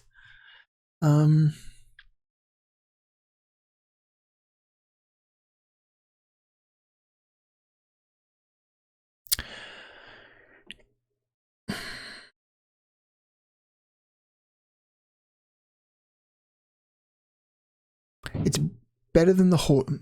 I'm sorry if you can hear that. There's a lot of noise happening because of other people in the building, and they are fucking loud at the moment, and I don't know why they're being that way. So if you hear strange banging and knocking, that's what that is.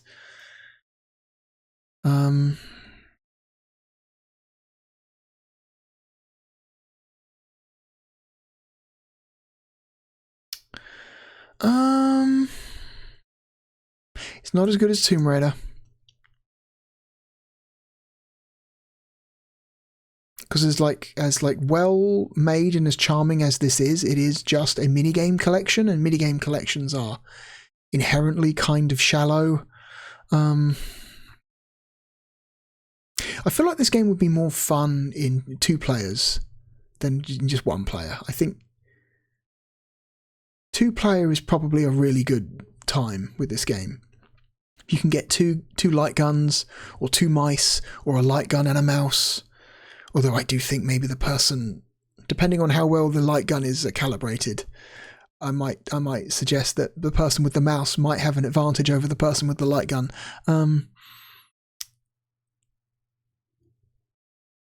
It's not as good as Shockwave Assault. It's not as good as Mortal Kombat 3.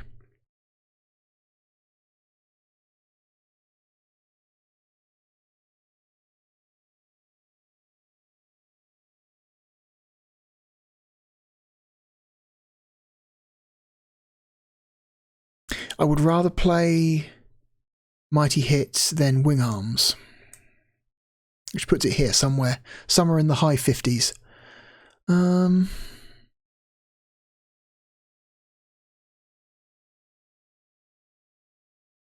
Better than Street Fighter the movie, which puts it in Earthworm Jim 2 and Gex territory.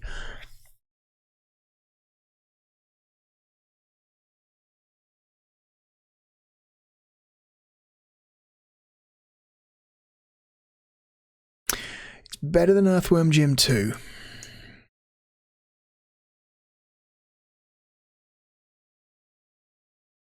I'm going to say it's better than Gex. Alright, it's our new number 56. Congratulations to Mighty Hits. I wasn't really sure where this was going to go on the list, because it's been, like many of the games we've played for this this series, I haven't played Mighty Hits in well over 10 years. It's just been sitting in a box for 10 years. And I remembered that it was a light gun game and that it involved mini games. But I couldn't remember anything else, couldn't remember anything about the presentation, anything about the performance, anything about the art style. And I find myself pleasantly surprised. It's not the deepest game in the world, but it's well made and charming for what it is. Cool game. Mighty Hits is a cool little game. Alright, moving on to our third and final game of this video. And unfortunately, unlike the first two games, our third game is not a very good one.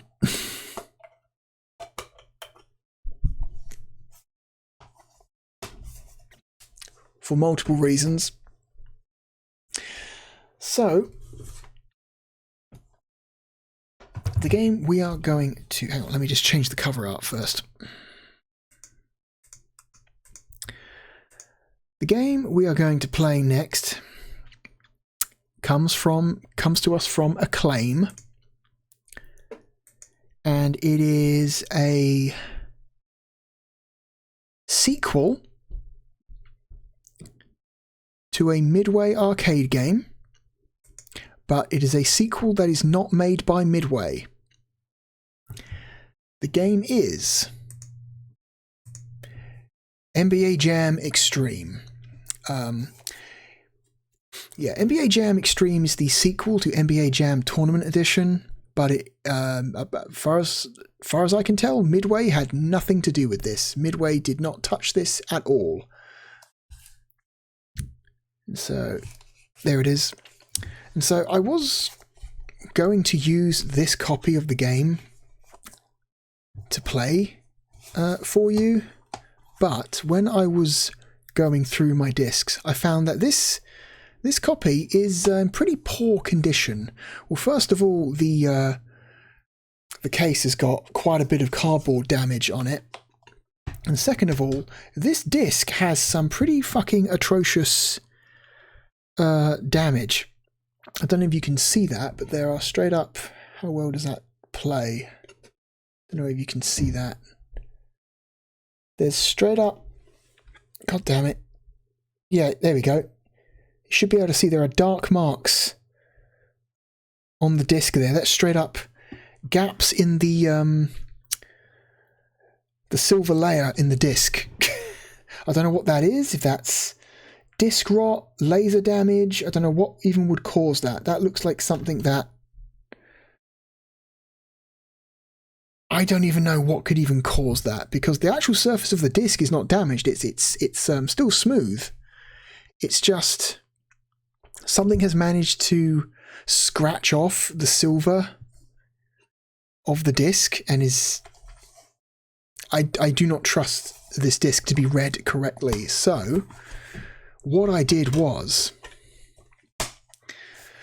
instead of using this one copy that I've kept safe for almost 20 years, I went onto eBay and found myself a better condition copy of NBA Jam Extreme. Why I would go to these lengths for a game this poor, I do not know. It's madness. But I now have in my possession a much nicer condition copy of this terrible, terrible game. complete with a much, much better condition disc. So that is the one we're going to play. What I'm going to do with the old copy of NBA Jam Extreme, I do not know. Because that disc is in pretty shocking condition. I do not think it's the kind of condition that you would feel good selling on to someone else. So I'm not 100% sure what I'm going to do. Might just give it away for free, or just like for price of postage or something, because I that disc can't be reliable in that state. It can't be. Anyway, there we go. Who's ready to watch me lose at basketball for half an hour?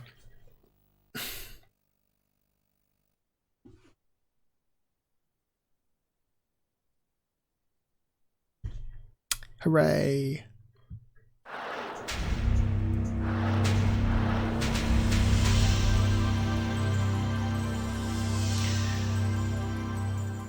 This was published by Acclaim, but actually developed by Sculptured Software.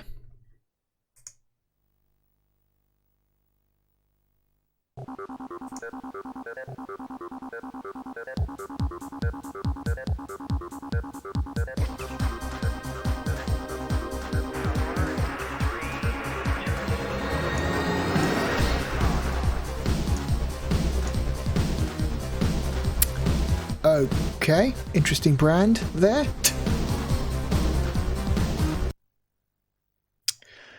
So, I'm not an NBA Jam Tournament Edition fan. I do not really enjoy playing NBA Jam Tournament Edition, but even I am capable of detecting the vast difference in quality between that game and this game.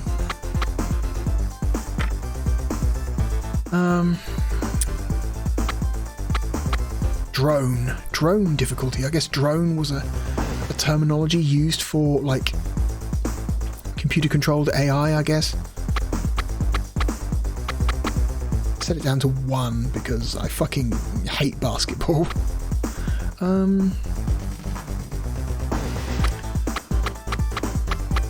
Fast game clock. Enables or disables computer assistance to keep the games close. So this is basically the rubber banding. And NBA Jam traditionally has incredibly strong rubber banding. Even the Midway developed ones do. We'll leave that on. What the hell? So if we start winning, suddenly the CPU will get really hard, and if we start losing too much, the CPU will become really easy. Game length 3 minutes. Shot clock length 24 seconds. Sound effects. Oh wow, you can just turn off sound effects. Just turn off music. Turn on or off the announcer. You can just turn everything off. You know what? Good sound options. This game has good sound options. I will give it that.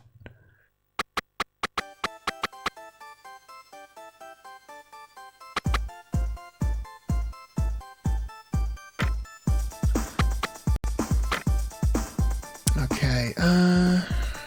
Shoot block is A. Pass steal is B. Turbo is right shoulder button. Extreme, which I don't know what that means. Left shoulder button. Choose player number. Oh, I see. Okay. Okay, so, alright. If you want to make sure you're playing a specific player on a specific team. But then surely if you wanted to make sure you were just playing a specific... I guess this technically also counts for single player mode as well, right? Yeah. Because I was going to say, if you're playing multiplayer with someone and you want to make sure you're playing on a specific position or with a specific character, you just swap the controllers around. You just, hey, give me your controller. I want to be, you know, player 2 this time. But I guess this also accounts for player 1, or like single player stuff as well. So yeah, so far the presentation is fine. The menus in this game are not the problem. No, don't need a record.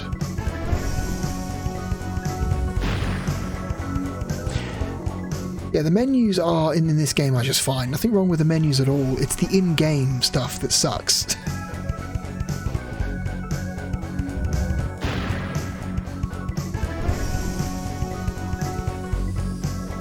Okay, Dallas, Denver, Golden Street. What the fuck is Golden Street? Whoever they are, they got shit stats. Houston, the Clippers, the Lakers.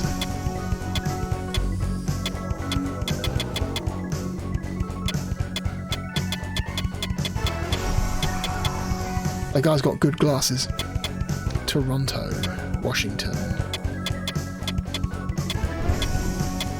There's a team down there that's represented by just question marks. Utah. Utah's got good stats. Let's go with Utah.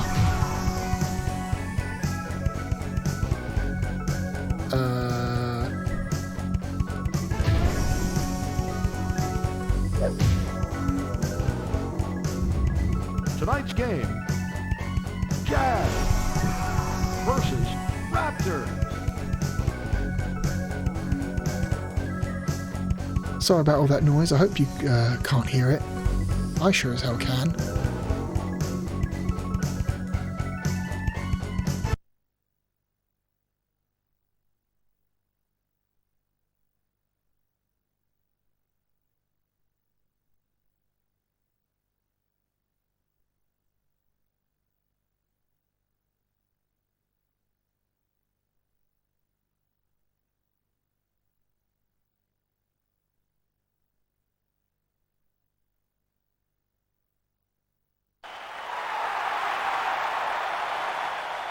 Boy, now look at this. This is the game. This is the reason why I think this game is shit. Look at this piece of shit. Look at this. Look at these character models. Look at that frame rate. Jesus Christ.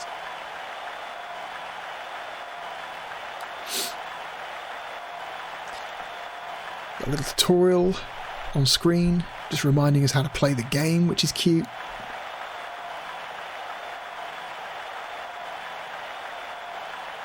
Wow, the crowd noise is on like a 2-second loop.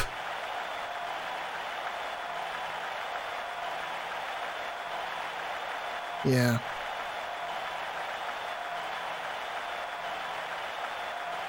Okay.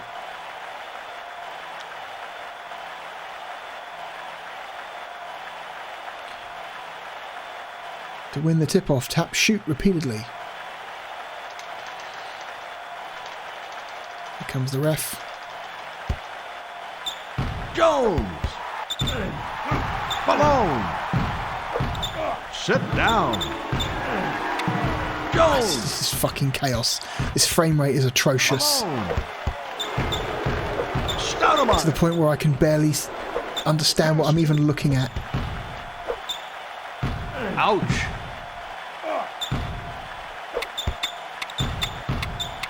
Stoudemire!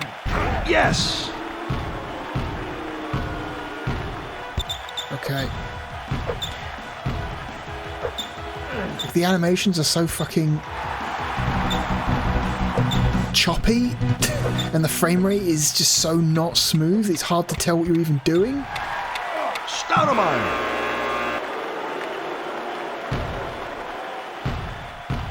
And the character models are hideous. Stockton! 1 minute left. Malone! Jones! Jones! Stoudemire! Stoudemire! I smell smoke. That stings. 30 seconds. Malone! Stockton. Okay, I got one in.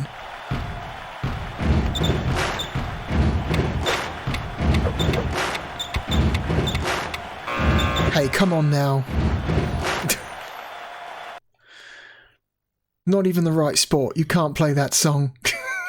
That's an ice hockey song. Fuck you. You don't get to play that song over basketball.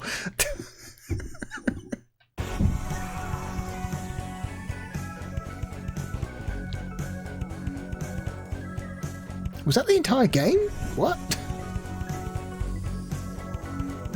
Tip number 13. Passing strategies. When the D is all over you, what?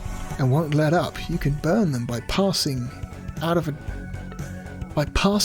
dunk to the open man standing all alone for an easy, uncontested three-pointer. Okay. See if I even remember what you just said.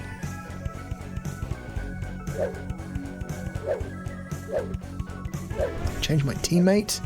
They all kind of suck. What if I just have two of the same guy? Fuck it.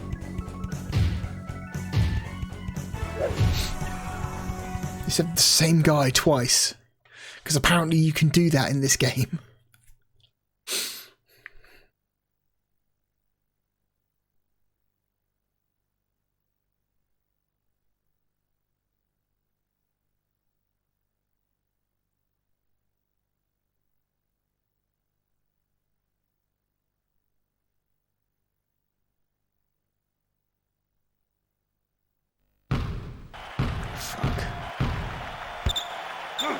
That's gotta hurt. No, am I not controlling anyone?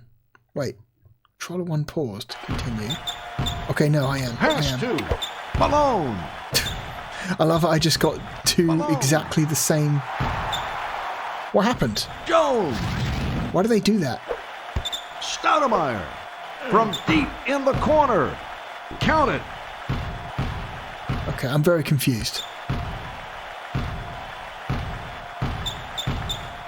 Malone. Yes. Jazz. Down by. That stings. Stoudemire puts up a brick. Stoudemire. Jones. Easy two. Oh, they're doing it again.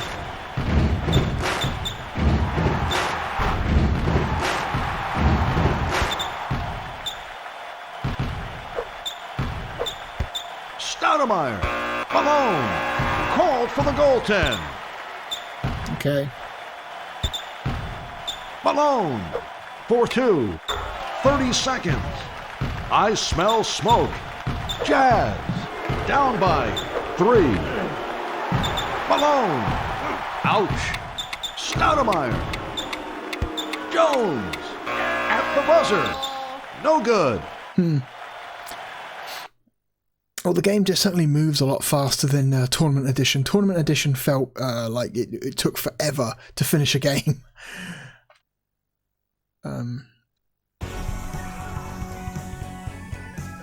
This appears to be only like a minute per quarter, which is interesting. An interesting choice.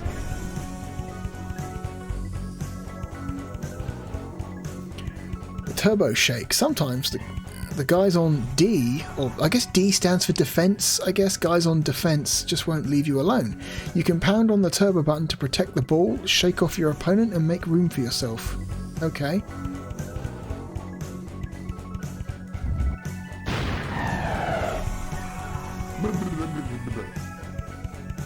What the fuck was that?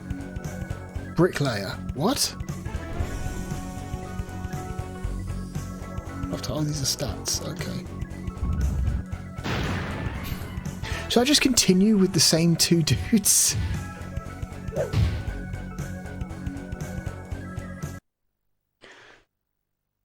Me and my clone are going to stay together. Sure, okay.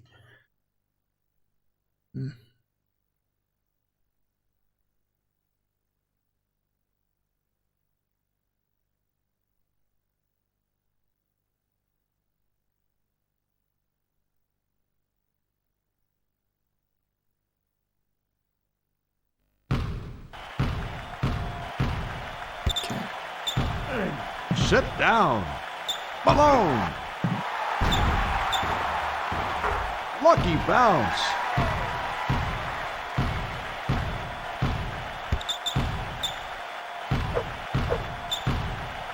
Pass to Stoudemire. Head fake. Bad shot. Malone.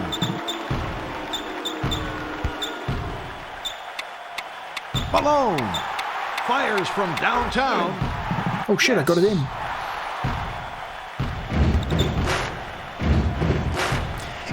This game just runs so badly. What is this, like 20 frames a second? Maybe not even that.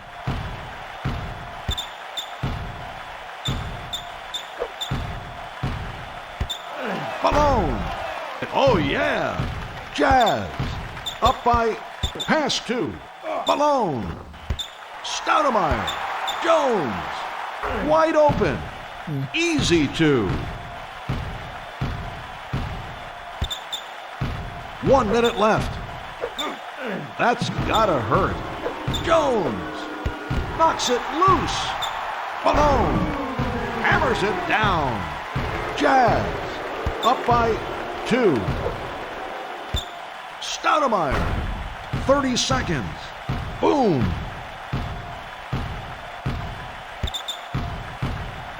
That's gotta hurt. Pass 2. Malone. Nothing but the bottom of the net. Jazz up by 2. Jones at the buzzer. Nope, too late. Why did my guy just do a backflip just then? I don't know. That was weird. You can do backflips in this game? Why?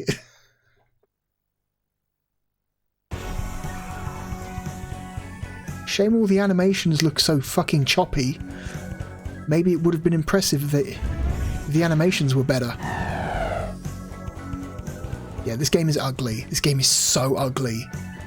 Both technically and aesthetically. It's just...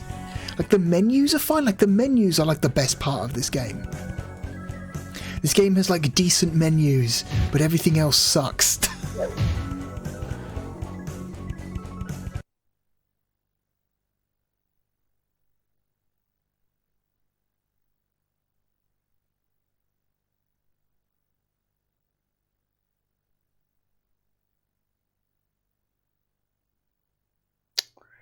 Time are we at?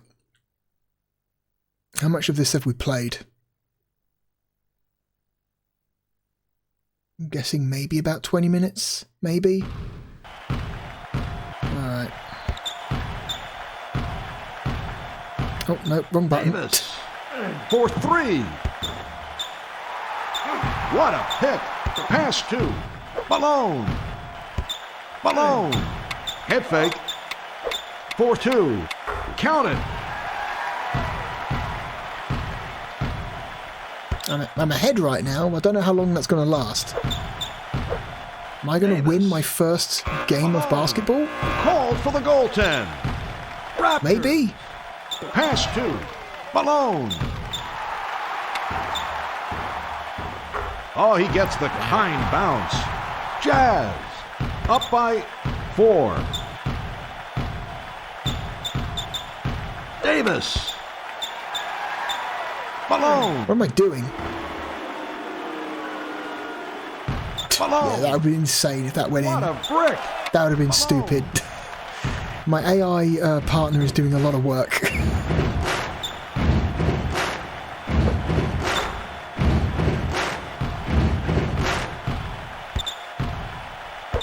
That's gotta hurt.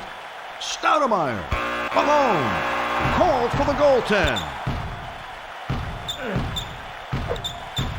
30 seconds. Malone. Oh, yeah. Jazz. Up by... God, look at that character model. It sucks.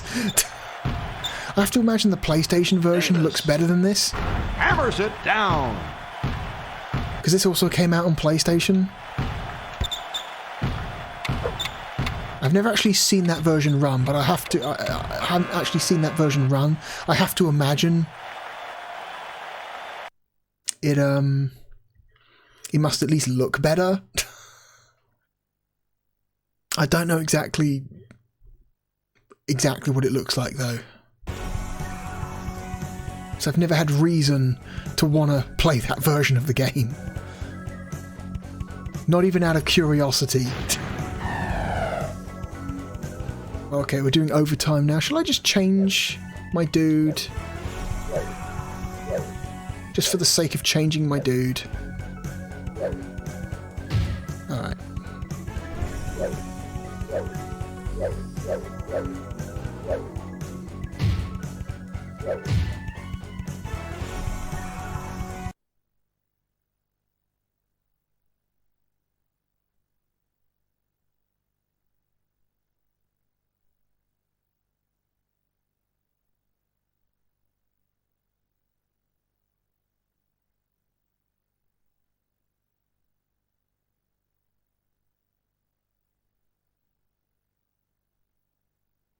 Boy, these load times are long.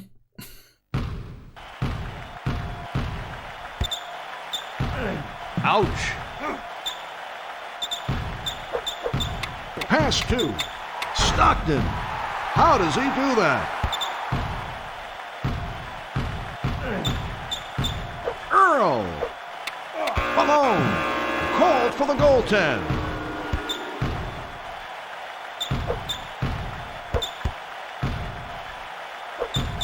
Stoudemire is in the paint. Way above the rim. Stockton.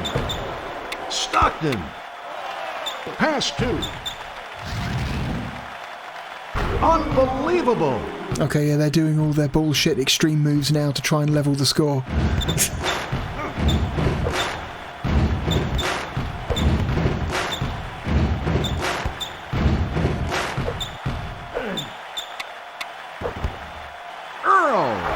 With the follow. Well, we're no longer in the lead. Bottom of the net. 1 minute left. Stockton. Oh my goodness. Jazz. Down by 2. Knocks it loose. Stoudemire. Knocks it loose. Oh my God. Stockton. 30 seconds. Stockton is in the paint. He missed somehow. I smell smoke. That's gotta hurt. Earl is in the paint. Okay. How many overtime periods are there? Just the one, hopefully.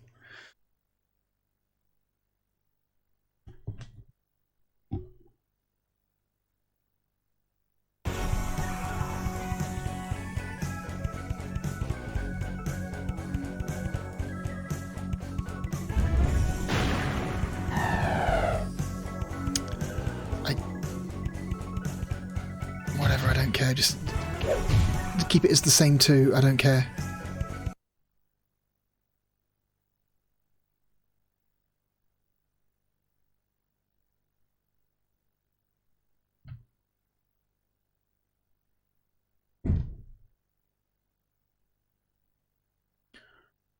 Fucking stamping on the floor, slamming doors. I fucking hate those people.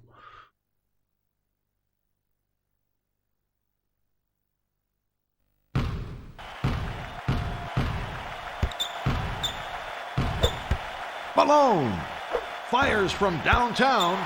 Stockton, offensive board. It's in the can.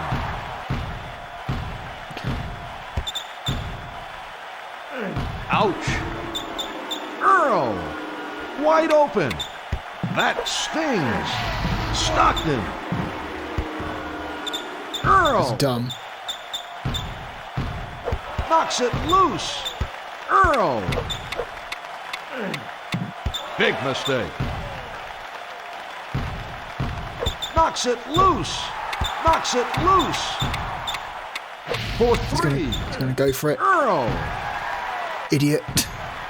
Stoudemire puts out the fire.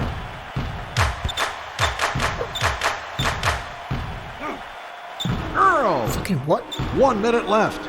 Stoudemire. Earl. Malone. Called for the goaltend. Don't care. Raptors. Up by 2. Knocks it loose. 30 seconds. Stoudemire. Earl. Way above the rim. With the follow. Stockton. Fuck is that? The paint. Not even going to let him finish the dunk. That's nuts. The game. Mid-dunk animation, they go, fuck you, no. Wow.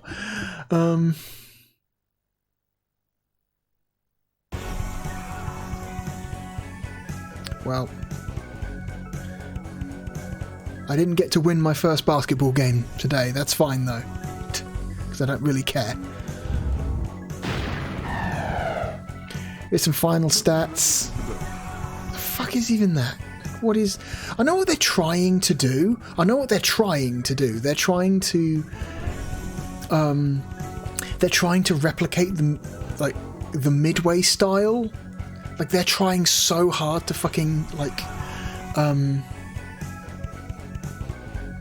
replicate, like, Midway's,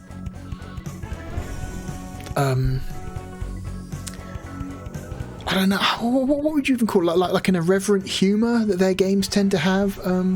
Here's the thing, I don't like a lot of classic Midway games because I think the way they design their arcade games is very shitty. Arcade games are traditionally very unfair. They're designed to steal your money, and even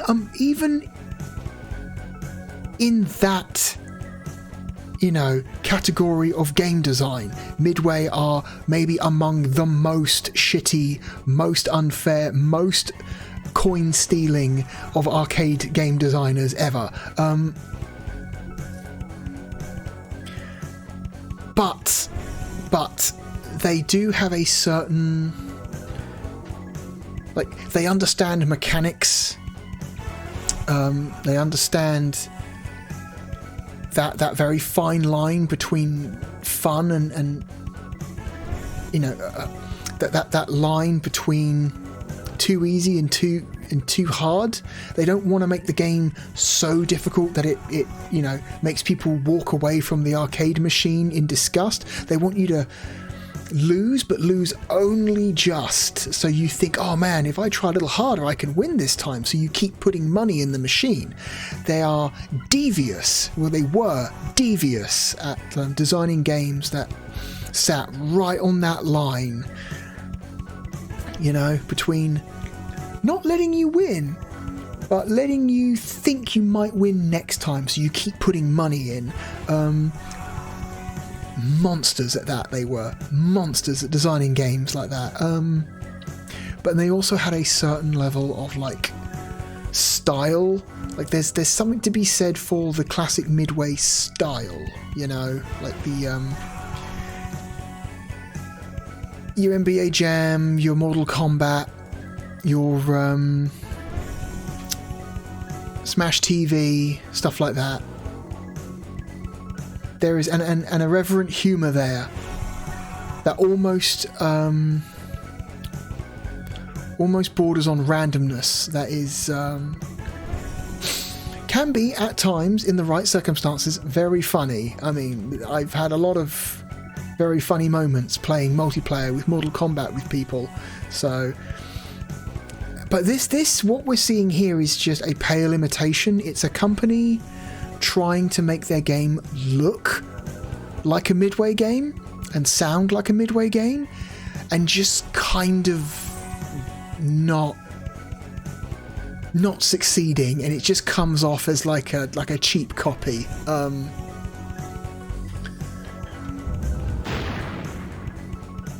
In the way that's just kind of sad. Like, you're desperately trying to trick people into thinking that this game was made by the same people who made the previous NBA Jam, and I wonder how many people fell for it.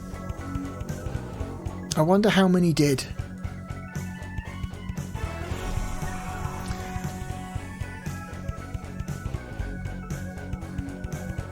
Yep. Oh well. That's NBA Jam Extreme. Just a pale imitation. Pale imitation of a much better, much more well-designed game. Much more technically competent, aesthetically pleasing looking game. I mean, it's got... This game has like some presentational... I don't know, there's something... The menus are nice. Whoever was responsible for designing and programming the menus in this game, good job. You did well. It's the actual in-game stuff that sucks. It runs like shit. It looks like shit. All the animations are super choppy. Nothing is smooth. It makes it very difficult to keep track of what is happening on screen because everything is so choppy all the time. It's just not... it just sucks. Oh, they got big head mode. Of course they'd have big head mode. Car for 3. Yes.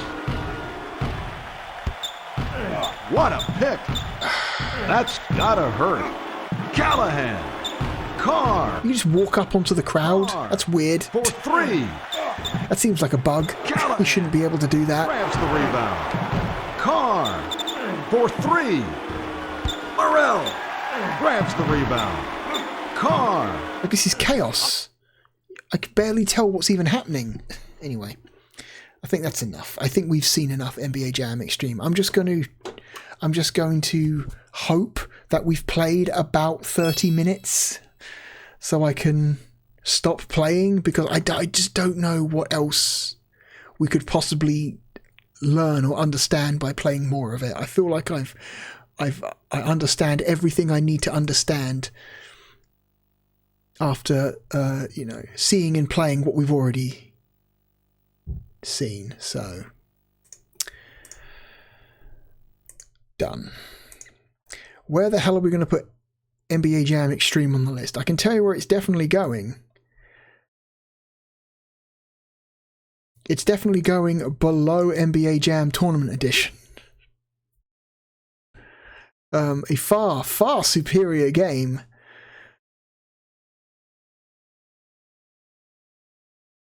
To this miserable dog shit. As someone who doesn't even like basketball games, I can still tell that this sucks. I think Blackfire is a better game. NBA Action is a better basketball game. Slam and Jam is a better basketball game. I think Tunnel B1 is a better game. I would take Virtual Hide any day over NBA Jam Extreme. I would take WWF In Your House over NBA Jam Extreme. I would take Clockwork Knight over NBA Jam Extreme. We might be getting close though.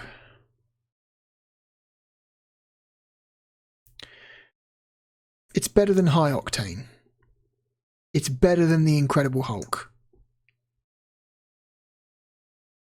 It's better than Hardcore 4x4.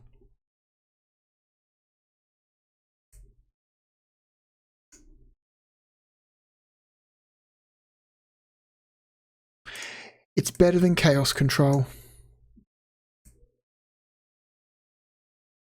I'd rather play Skeleton Warriors. I'd rather play World Cup Golf. I'd rather play Batman Forever. I'd rather play 3D Lemmings.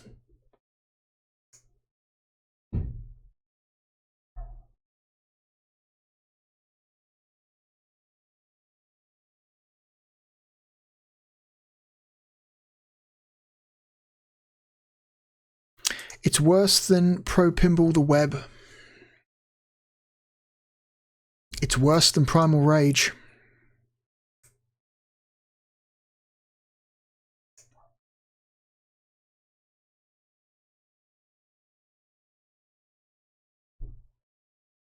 I'd rather play WWF WrestleMania the arcade game.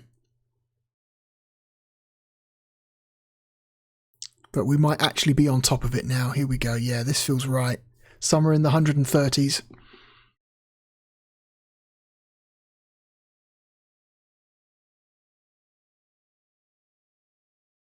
It's better than Starfighter.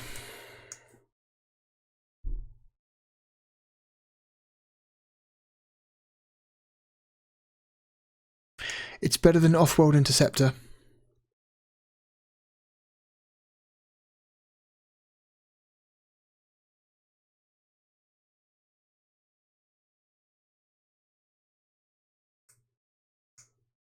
Is it better or worse than Johnny Bazooka Tone?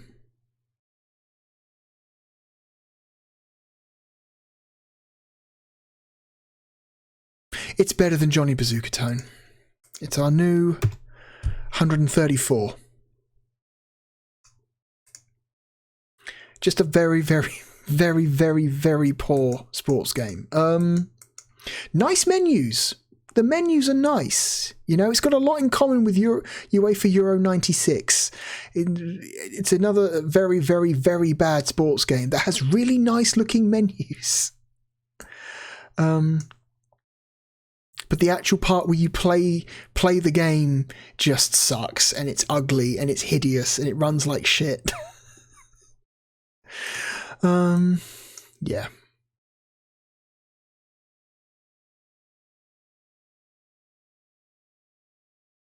Yeah. A miserable, pale imitation of a much, much better game. Anyway, that is it for this video.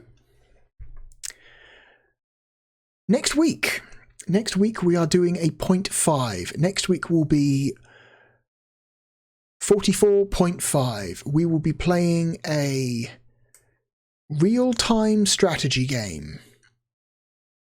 A very, very important real-time strategy game.